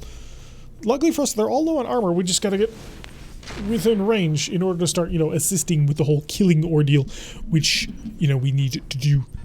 Some artillery pieces as well. Point defense, sniping down most of that. Keeping the Timberwolf completely protected on that one. 18 of 20 knocked out of the skies. Is that a second Orion? Yeah, that's the second Orion. Looks like the enemy brought a lot of anti-missile defense. Or a lot of missiles on this one. So we're going to have to make sure that we activate our integrated laser AMS as well. Nasha. Even more. You're not going to be able to shoot anything this turn. Well, you're probably not going to get in range to shoot anything anyway. As long as we're providing point defense. Oh, artillery. Cute. We got to kill that too. It's too much on the field. Oh, you're a Hetzer. You got a... yeah, you're the thumper. Got an Urban Mech over here. I bet he's got an Urban Mech, a Howitzer 2000. Oh, no, he doesn't. And a Vulture. Right. Yeah, pain's coming our way. Apollo, set your integrated laser AMS to overload. I want all the protections going down. As much as you can manage. You have a line of sight here, but not if you move. What do you got? That's really good.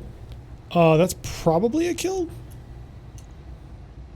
That's good as well. Really, the accuracy is just out of this world. Could kill the Hetzer as well.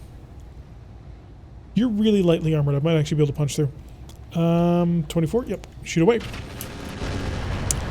Got him. Okay, so the TBM carrier is out. That's good. I believe the LRM carrier has the AMS, but I'm not sure on that one. Take a step forward in order to sort of get out of the line of fire and be able to push in on these guys, hopefully without too much trouble. T-Bone. Disco Cat has a lot of ground to cover. How far if you jump? About the same, actually. Jump to cover. And brace it up. So you're protected, you're in cover, and you're evasive. 2 Orions, a Vulture, and a Catapult. It's a Pirate Catapult. I guess that's the leg down onto the Lego, it looks like. A couple of PPCs. Indian Cobra, I can go. It's not a 100-ton battle mech, you mean? What is this? Sprint on forward, get into there. You have a line of sight on somebody's back? Prowler, no. Oh, there's a Cyclops. Is it a big Cyclops or a little Cyclops? It's a we don't know Cyclops. Great. 32% of the catapult might be the way to go. Yeah, hit that catapult. Don't fire the heavy large, of course. I don't want you to accidentally shoot anybody in the back. Good hits on the catapult. Get things started. Yeah, Tuck. Yeah, he'll be fine. Not gonna get him all killed. At least not just yet. Walk on forward. Get a little bit of just pressure going on. And sure, why not? If I miss, maybe I'll hit you. Penetrating hits on the LRM carrier. That's great to see. If we knock him out, that's most of their long-range firepower. Aside, of course, from the Hetzer, and I think they had one more defense. No, no. 34%. Yeah, I may as well take the shot. Got it, Commander. Did you? Oh, didn't quite kill it, although she hit it both times. That's a full-size Cyclops, too. So that's going to be a bit of a pain. Seems so close to killing that alarm carrier outright, but unfortunately was not quite enough to be. Yeah, that was an amazing shot. Need something, Chief? Gotta give credit where credit is due, and that was some beautiful shooting. Rush on forward with the barbecue pulse. As cool as the catapult is and the prowler is. Let's see, AMS. Oh, he's got an Beholder and a pair of heavy PPC cab pirates. Not sure what a Beholder is. Well, I know what a Beholder is in D&D, but I'm not quite sure what it is in this context. Prepare the Warlord on this one. I'm just going to see if I can get a little bit of a hit. I only need a little bit more damage on this alarm carrier to knock it out. Yeah, I kind of figured. Really good. Yeah, what is a Beholder in BattleTech? That is going to be an interesting question. Lego actually got shot recently, which is less than ideal. Catapult, Cyclops, Prowler, Orion. Oh, there it is. Switch over to a cluster mode. Fire away. Good hits. Wasn't quite enough to blow it up, Good. but not bad. I'm there. Get some protection going on. Beholder is a laser plus a tag. Might be a heavy large laser. Ooh, that's gonna be fun. Hopefully we can avoid too much damage coming from it. Although I imagine he's gonna want to get in close. Oh, we have just been skimming this alarm carrier so much and not actually murdering it. Okay, got some artillery going down, looks like. Shooting down all of his missiles, which is always lovely. So it looks like probably no pirate laser AMS on this one. Or at least not to steal, but we might be able to take everything under control. Oh, was that moving in the background? Breaching shot on the Disco Cat. And the twin red and blue working together in order to keep us all protected. Shooting down 5 missiles. Good job. Oh, it's a Talos. Cute. I love Taloses. Sorry I can't keep you. Gonna have to blow you up. There can be no mercy. I mean, there could be, but when we're trying to win, we want to survive. And I have a mech I have to build, so it would be perfect. Yeah, it would be if we had one. 65 damage, plus or minus 20. Yeah, that's going to be painful if he manages to get a good hit on it. Talos and what else? Now, the Urban mech is equipped with an energy and missiles, but we have that under control thanks to our AMS. All the laser AMS protection that we could possibly want. Shoot down literally all 20 of the missiles. Look at his heat control. He is a barbecue. Although, to be fair, it's also because he's standing in the middle of a fire. So we'll shift slightly over to the side and forward. Hopefully we can get across this and start shooting people. But again, the Fafnir is super slow. I mean, at this point, I think the only... Like, even if we were just leading with the Fafnir, he'd be engaged from well outside his own range. I'm a little concerned whether or not I'll be able to use this mech effectively. Might need a bigger fusion core or mask or turbocharger or something. Can I just attach it to a VTOL like a crane and drag it into places? Because it's gonna need some help. Or I can sell it on the rest of the company. That happens too. Everybody moving a 3.5 mech. Although by the time we're done, he'll probably be even slower than that. Right. Who's next? What else you got? More fire for the Disco Cat. Yeah, that ain't getting through. Oh, never mind, it did. Streaks. Mask and TC. Supercharger would be a good start. If we can find it. We're gonna need one. Prowler coming forward as well. More missiles. Just all of these missiles getting knocked out is so beautiful. Oh yeah, no torso location for mask. We are full up. Okay, Wells Fargo wagon. Push. You're gonna go kill me a you're gonna kill me the carrier. Thank you. Switch over. Yeah, standards. Unfortunately, it looks like he's jamming me now, which is less than ideal. Are you within sensor range? You are. Lock that carrier. See if we can't get a good hit on him. We have identification of his sensor lock now. Missiles away. I only needed like one hit on his front torso, and apparently we weren't able to accomplish that. Arclight. Can the Timberwolf grab what I need? And potentially. I mean, it's going to be an obstructed shot, but you're going to take it anyway. Mainly because you're shooting in the middle of a massive group. So even if we miss... All weapons, fire. Kill it, kill it, kill it. There we go. So we've knocked both of the carriers offline. We still have the Prowler. We still have the artillery vehicles. But they're in back and they're a little less dangerous. Forgot how big the guns are. Yeah. This is a lot of heavy metal coming right on top of me. I had to push in for the carriers, but I may just want to pull back, let them try and engage me, and run right on into the Fafnir. Okay, single laser coming on for the Timberwolf, but not able to connect, which is good. Avon calling. All right, T-Bone. Disco Cat has a shot. Disco Stew. Don't know why that came to mind. Take aim. May as well shoot. A couple of hits. A single hit. We'll take what we can get. See if I can drag them in. Because if I can get them in Fafnir range, the twin heavy Gauss rifles on the Fafnir are going to rip open some armor like you wouldn't believe. But we got to get there. That's going to be a little bit of a difficult thing to pull off. I think we can do it, but... Cyclops coming on forward. Missed with his Beholder. A whole bunch of missiles incoming. 10 heat from the Infernos, but he didn't start any fires, which is very useful. Ready for orders. All right, Jesters have been carry. Let's get you forward so you can start using a heavy large laser in amongst the crowd. Get you there. Affirmative. Hi. Do I start using the heavy large? Potentially. That's a good shot on the Prowler. Kill it. No, not quite. We did manage to open him up. So I am just sort of pruning off. Oh no, we got a critical hit on a essential component, so that's a death right there. And as you can see, the catapult is not having a good day. Oh, it's gonna be hard to start barbecuing people. I'm gonna start moving over towards the heavies. Yeah, that's a little toasty. Bit Turk, wish you had right now? Yep, I do. Absolutely wish I had a little bit of artillery, because this is such a tempting blob. Can you imagine that quad arrow 4 mech just lobbing arrows into the middle of this whole group, turning it into scrap? Oh, that'd be so good. So very good. I just gotta find a 4th arrow. If I can find a 4th clan arrow, I will consider modifying other mechs. I think a Stalker could do it? What do you think? You think the Stalker has about 50 tons of pod space with enough modification? Because that's kind of, I think, all I would need. Double time. Let's go. Maybe a little bit more. Cyclops, Talos, Orion, Cat, Orion, Urban Mech. Cluster to normal mode. Yeah, Lava Shell. He hit him and tore something off.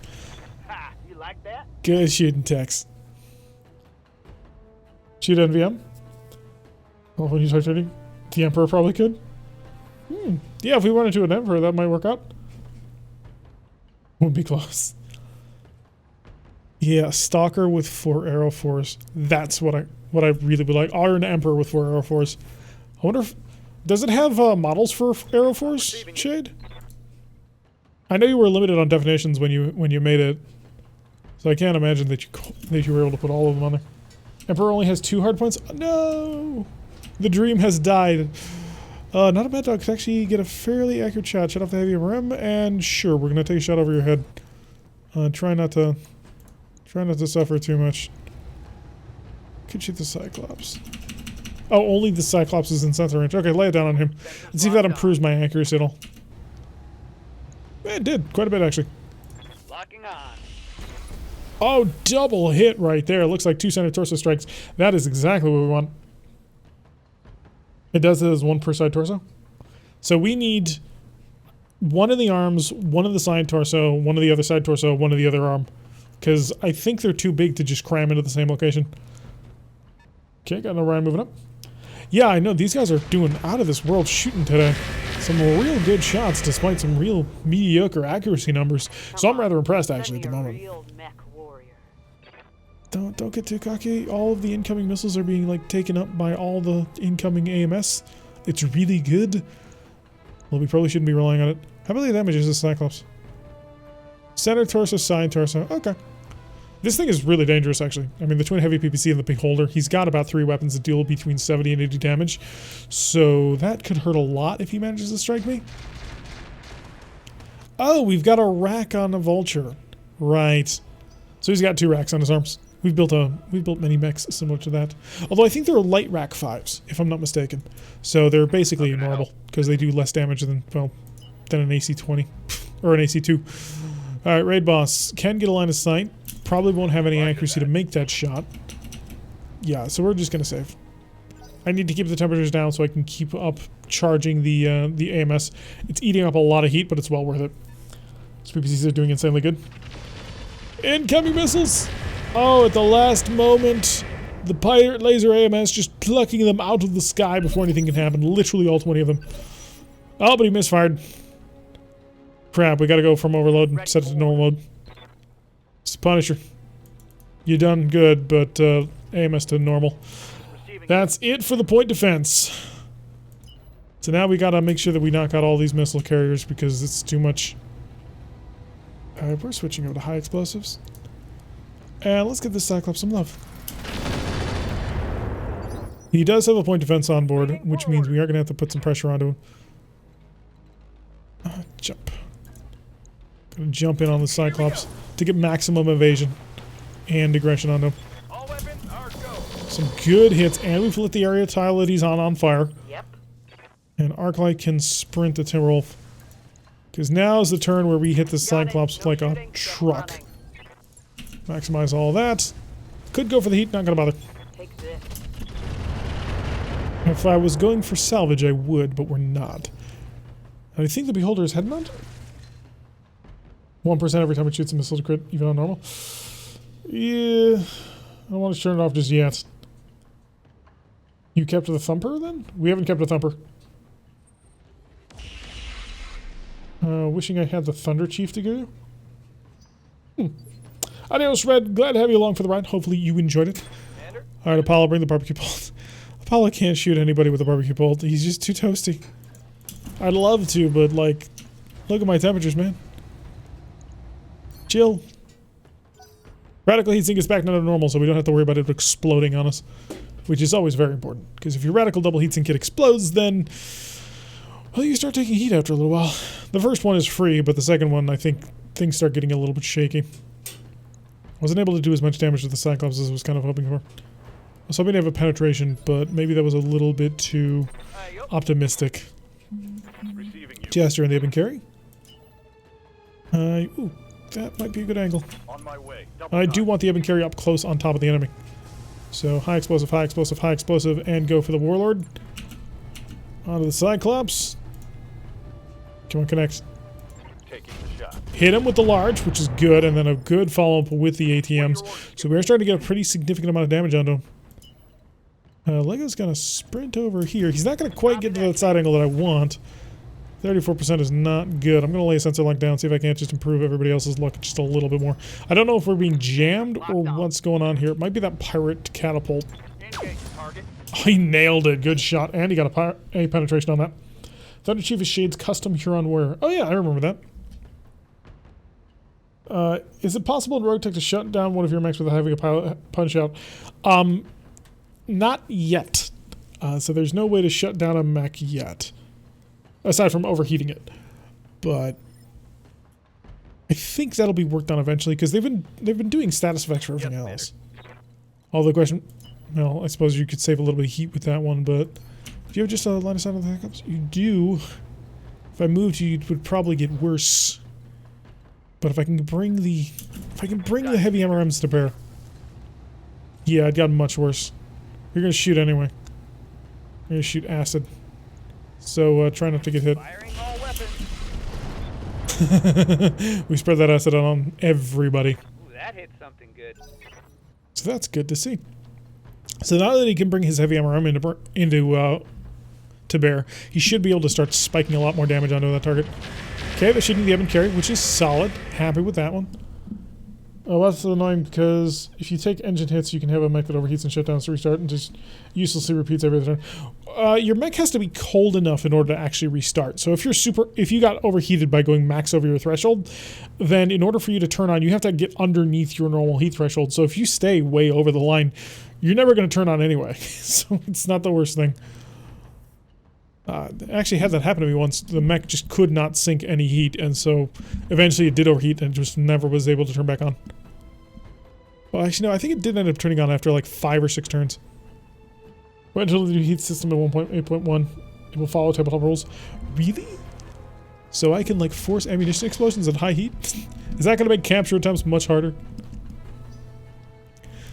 Alright, so a little bit of pressure coming on, but nothing too serious just yet. Although they're about to go through basically everybody except for Punisher. Sweet.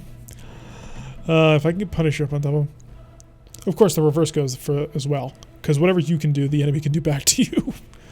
So those Hydra Lances, oh, those are going to be nasty. Lots of rolls as your heat spikes. Ooh, life is going to be very painful in the near future. I've got your back. Okay, Punisher. Can I get you forward and actually forward? Without having you shoot through the... Oof, this is going to be a bit of a rough shot. Alright, there's the Cyclops, 20%. We're going to Warlord it. We're going to put the pressure down. 30%. Come on.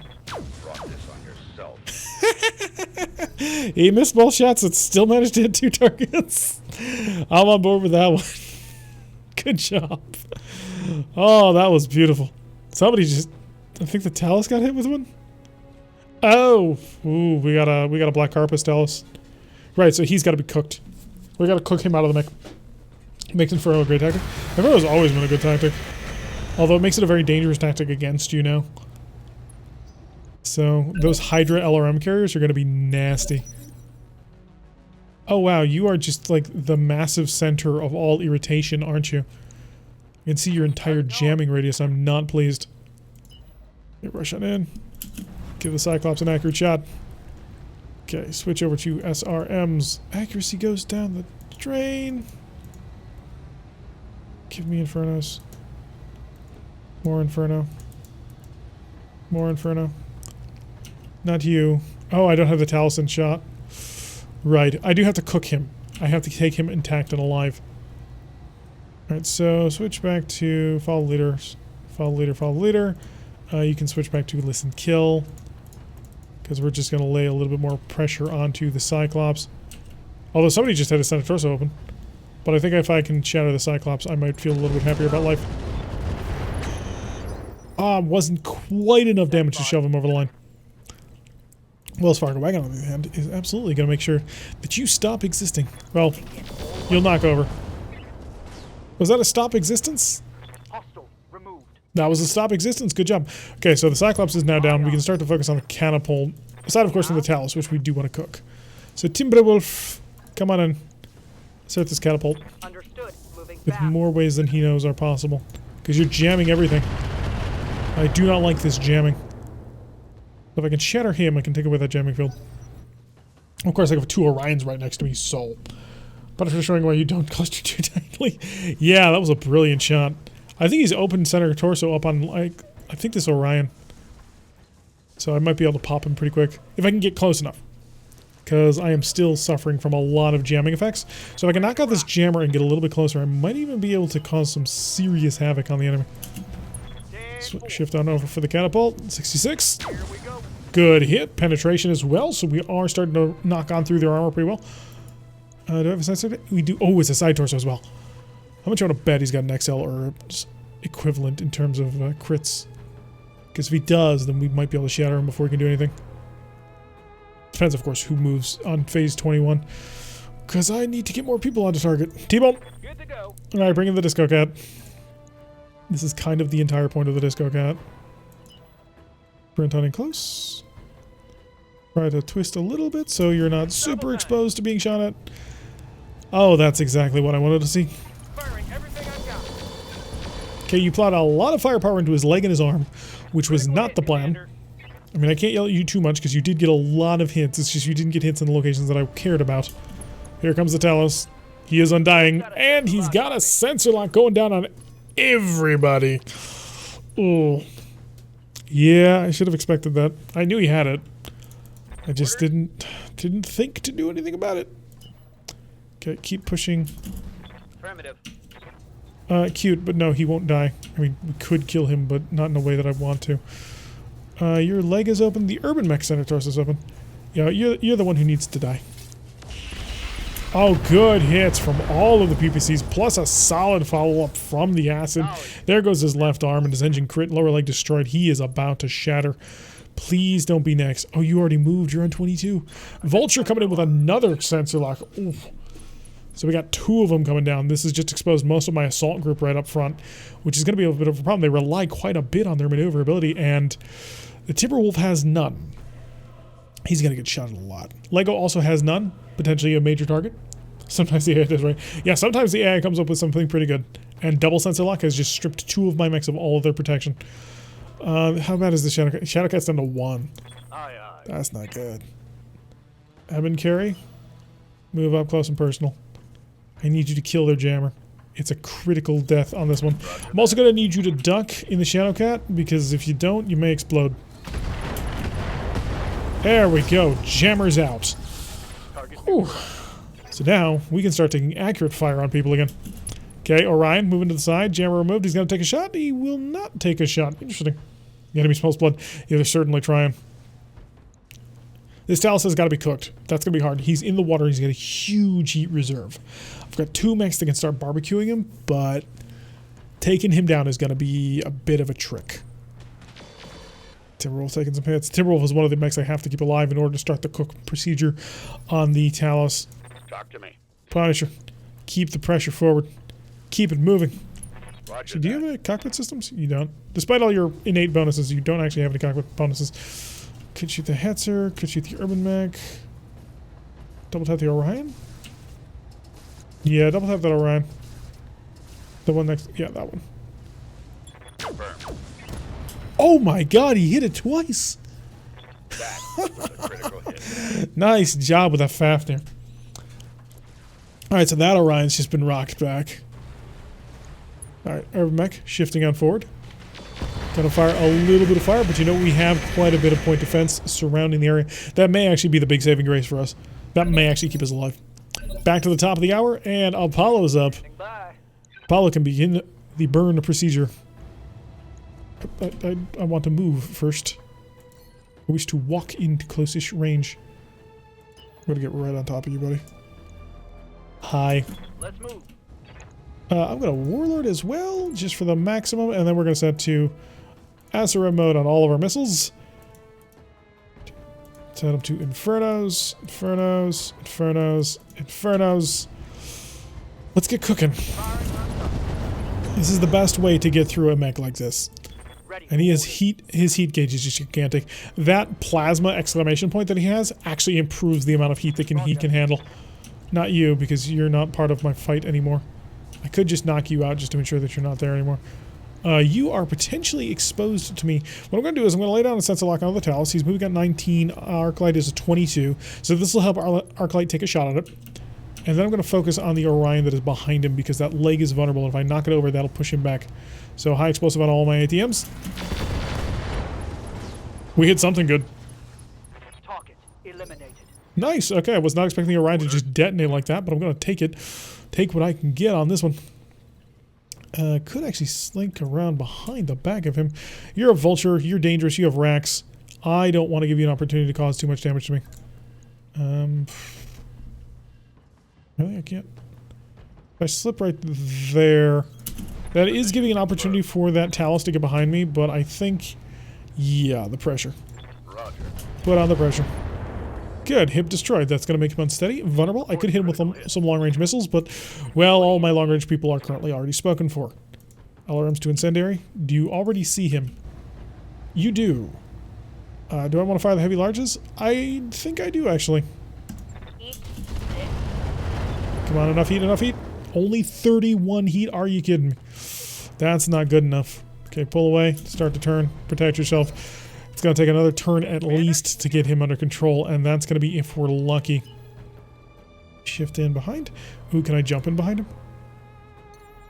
That might be ideal. Yes, I can. Time to fly. Bounce out over here. Go into a vigilance. Also protects us from the evasion problems that we just created, and then we'll burst him in the back.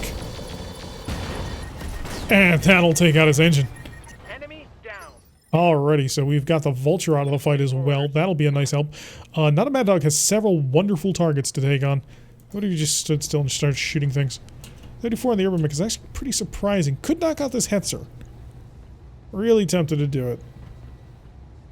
But no, we need to knock out that Orion is next. Pull into close range. Talus is a cute target, but no thank you. Aim for that Orion. Heavy MRMs on acid. I've got 2 more rounds of acid to fire at him. I'm gonna lay a sensor lock down on him as well, just to see if I can improve my odds a little bit more. Just a Got a bit. sensor lock. Oh, this is Star has ECM. Shut down. Yeah. So let's see if we can't knock out this Orion. Got it, Commander. And the acid. +6. Coach. Right, Lego is probably not in a great position to follow up on this. Although I could push over here. I think I'll do that. It's being a little bit aggressive with Lego. Probably too aggressive, honestly. But I want to keep the pressure on. Good hit right on through his armor. So he's not quite unstable with that, I don't think. Now he's still stable. So I'd need 2 more people to shoot him in order to get anything seriously done. Although apparently his head is exposed. Interesting. Nice be the circles. Yeah, we're jamming everything. Just sort of hoping that we can keep all the things protected. Alright, he's cool and flushing. How cold is that going to get? Not cold enough. Okay, I can cook him. Whew, missed quite badly. The Thumber managed to hit all the way up here, but not down here on the Disco Cat, so that's a good wasted round. Okay, everybody got shocked by that shell. What do you got? Like, can I get a detailed readout of this Orion? Oh, it was just a cluster shell? Okay. Thought it was artillery. But I suppose any missed shot from on the barbecue pole is going to scatter behind on us because we are shooting a whole bunch of stuff. So I think we might be able to cook the Talos in the next round. He is cool and fleshing, but I think I've got that under control. So as long as I can get the barbecue pole and, again, maybe the... Okay. Urban Mech trying to go down Kung Fu fighting. That's not going to work out well, buddy. But thank you for the attempt. It was fairly amusing and made my day. Okay, rush on forward. Get some open angles. 63 on the Urban Mech. 61, 69. Double tap. I hit one, missed another. Not the worst thing in the world. Would have preferred to hit with both, and that would have probably annihilated the mech, but if we're going to put some serious pressure down, we may as well just keep up the fire. A little bit of point defense, nailing the side of the Ebon Jag, but we knew that was going to happen. Brave Herbie pilot. Yeah, there's a lot of Brave Herbie pilots going on today. Hardened Pharaoh going off for everybody. There's just kicking in all of their defenses on this. Where's your... You are left torso exposed. Can I shift over to... I can shift over to exploit it. Throttle down. This is everything that the Confirmed. Wells Fargo wagon was designed to do. It's supposed to get in there, zip around, dumping ATMs into people. Waiting for It orders. just always gets targeted down first, so we never get to do it. Alright, sprint on into a back angle. Can I get one? Apparently not. Not unless I want to do much more. Come on, show me a back angle. That'll do it. Here we go. Surprise! There we go. Shadowcat managed to remove that one from the table. By the way, folks, if this happens to be the first time you ever dropped on by the channel, make sure you hit that follow button so that you can get notifications every time we go live, which is normally every Wednesday, Saturday, and Friday. The Wednesdays and Saturday shows are, of course, RogueTech, the game you see very much before you. And on Friday, we play MechWarrior 5 with our community members as we play through the Legos Legion, which is quite a bit of fun. We're also currently having a bit of a giveaway right now. If you want to win a copy of BattleTech as well as the Season Pass, which includes the 3 DLCs, Flashpoint, Urban Warfare, and Heavy Metal, make sure you head on over towards our Discord. The link is down in the description below. There will be an Urban Mech that is sort of black and purple, and he will take you to our Discord. Go to our announcement thread and click on the reaction in order to get in on the wheel that we will spin at the end of the stream. And now with that out of the way, let's see if we can't kill an Urban Mech. There we go. We have the superior Urban Mech. So we'll cast right on into him. That was beautiful. Okay, we've got 2 targets left to go. Both of them need to die. But they can only be killed in very specific ways. So we're going to walk right up on top of you. Gonna take aim at you. And I'm going to, again, fire everything I've got because you have more than enough armor to take it. Aye, aye. And I might get lucky and I might hit your head. Okay, another 34 heat because apparently incendiaries generate no heat whatsoever. That'll make down. Bye-bye, Lego. That was cruel. That was very cruel. So Lego has been destroyed. The Talos is moving. He's not getting his temperature under control. We're going to light him up. Waiting for We're orders. going to light him up with everything we've got. Barbecue time, baby. That's a shutdown. Talos is under control. Standing by. Jester, go kill this Urban Mech, if you don't mind. We have a little bit of a cleanup to do. There we go. Well, I honestly didn't expect him to push out to try and do that. Kind of figured that he would wait and do other things, but apparently he decided he was only going to target Lego and managed to nail him with every single shot that he had. That was honestly pretty impressive. A little late. Alright, Apollo, you're up. Torch him out of that mech. Let's get this man out of my Talos. Pilot's out. That's taken care of. Mission successful. I mean, the Irby was parked right in front of him. Oh, yeah, but it had moved. Was not expecting him to try and shoot it. I kind of figured that he would go after somebody else, but apparently the Urban Mech caught his eye, which is odd because Lego almost never takes fire. It's a 50% chance, so start crossing your fingers and hoping, because we may have just lost our Urban Mech. Lego has been with us for a very long time. He's actually became the mascot of the channel, which is more than a little amusing. Alrighty, that'll make 959,000 C-bills. Lego has been shattered thanks to his XL engine. It was too much for him to handle. What sort of random equipment, though, are we going to steal? Oh, I think I know what I want to get, but I don't know if it's salvageable. Cyclops parts are all right there if we want it. Yeah, it is the HB. There's a lot of mechs actually just sitting right there. Heavy PPCs are possible. 80 damage out of them, although they are rather heavy. Plasma! Exclamation point. Snub-nosed PPCs are always good. Thunderbolt 5s. Ultralight rotary rifle, because reasons, I guess. Internal combustion engine, no. Light engine is always a tempting thing, but the thing that I care about is hardened ferrofibrous armor, which continues to self-repair itself. It's worth 20 million.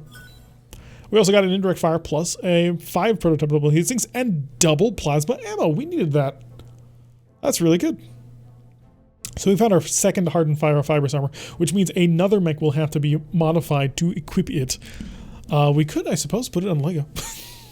If he survives, we're gonna have to see what happens. Oh, this is gonna be... Sprog, make sure you've got the wheel updated because we are about to go into that. All right, this... And now comes the moment of truth, whether or not Lego has actually managed to survive. Because was Lego worth a 20 million C-bill armor? The truest of questions has now been asked. Oh. Yeah, this will be interesting.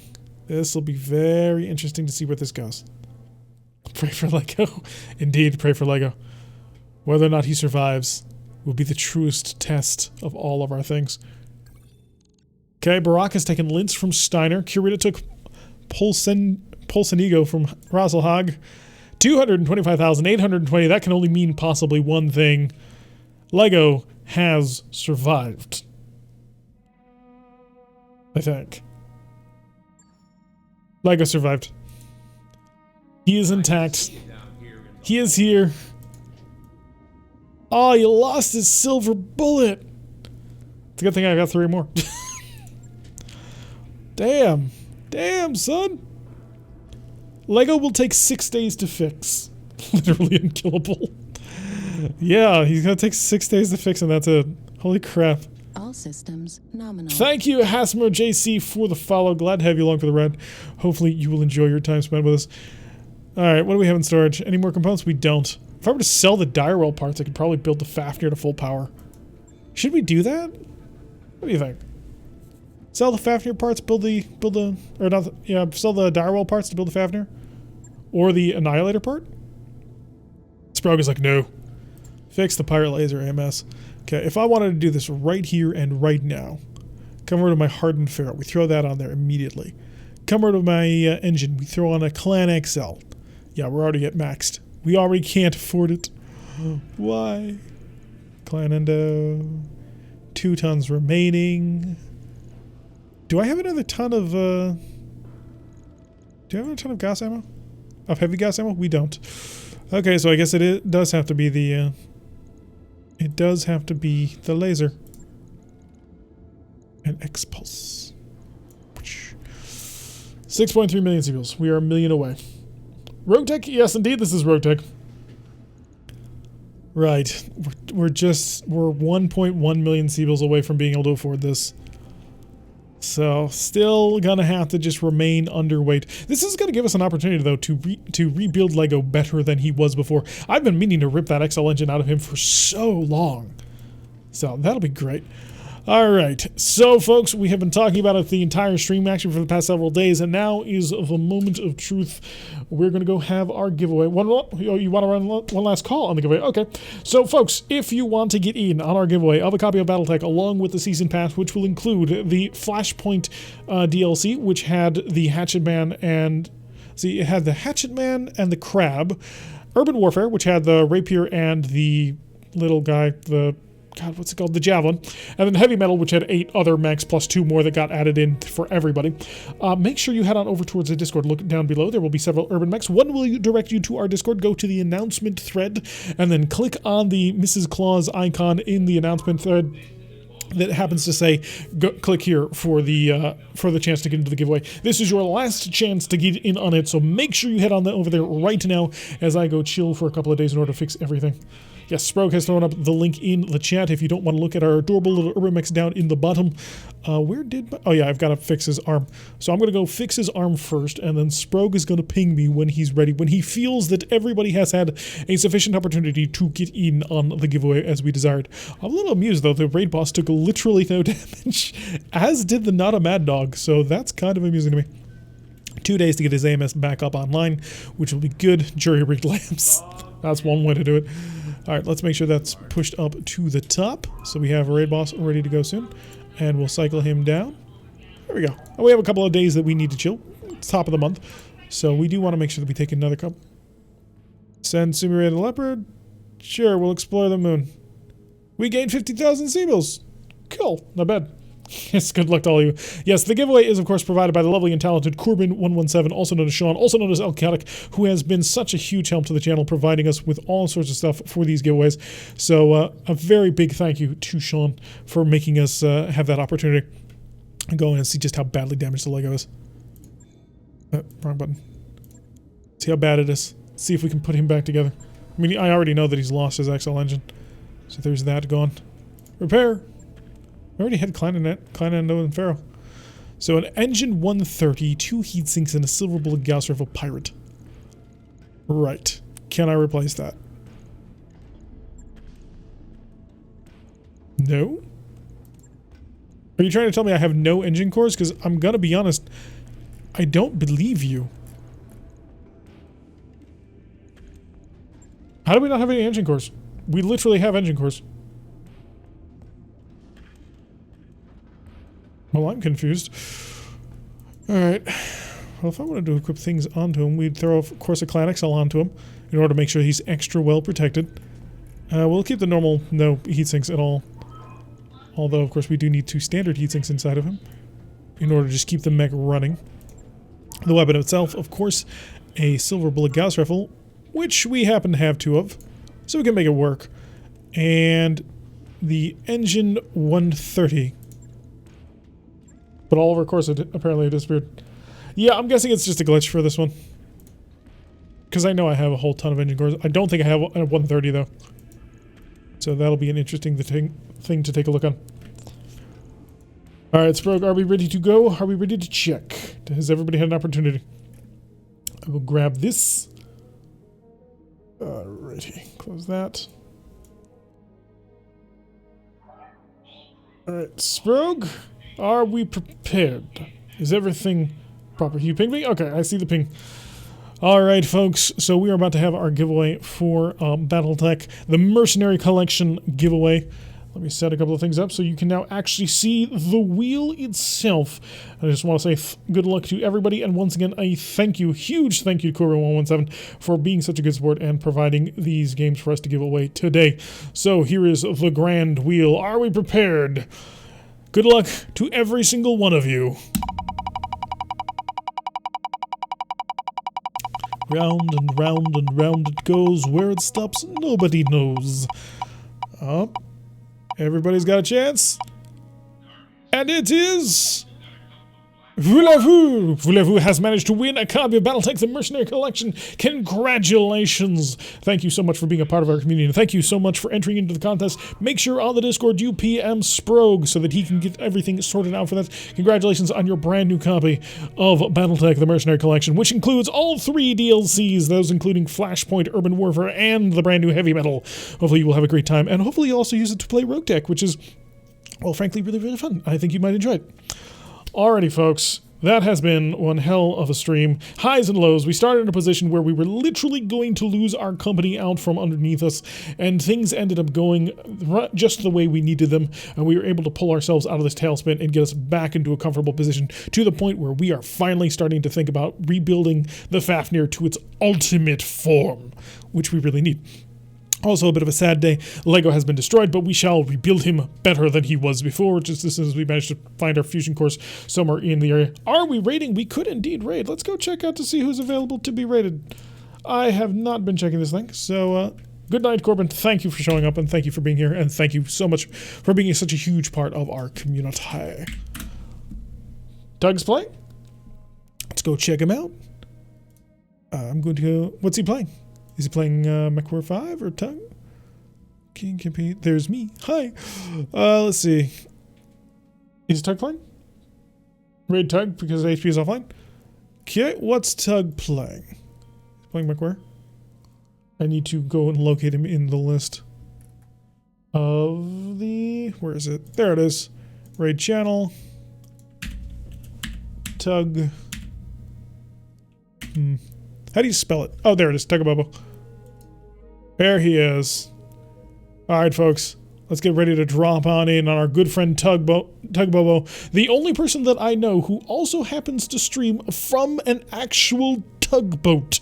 So let's prepare to drop on in on him and see hello to everything he's doing. 3, 2, 1, off we go.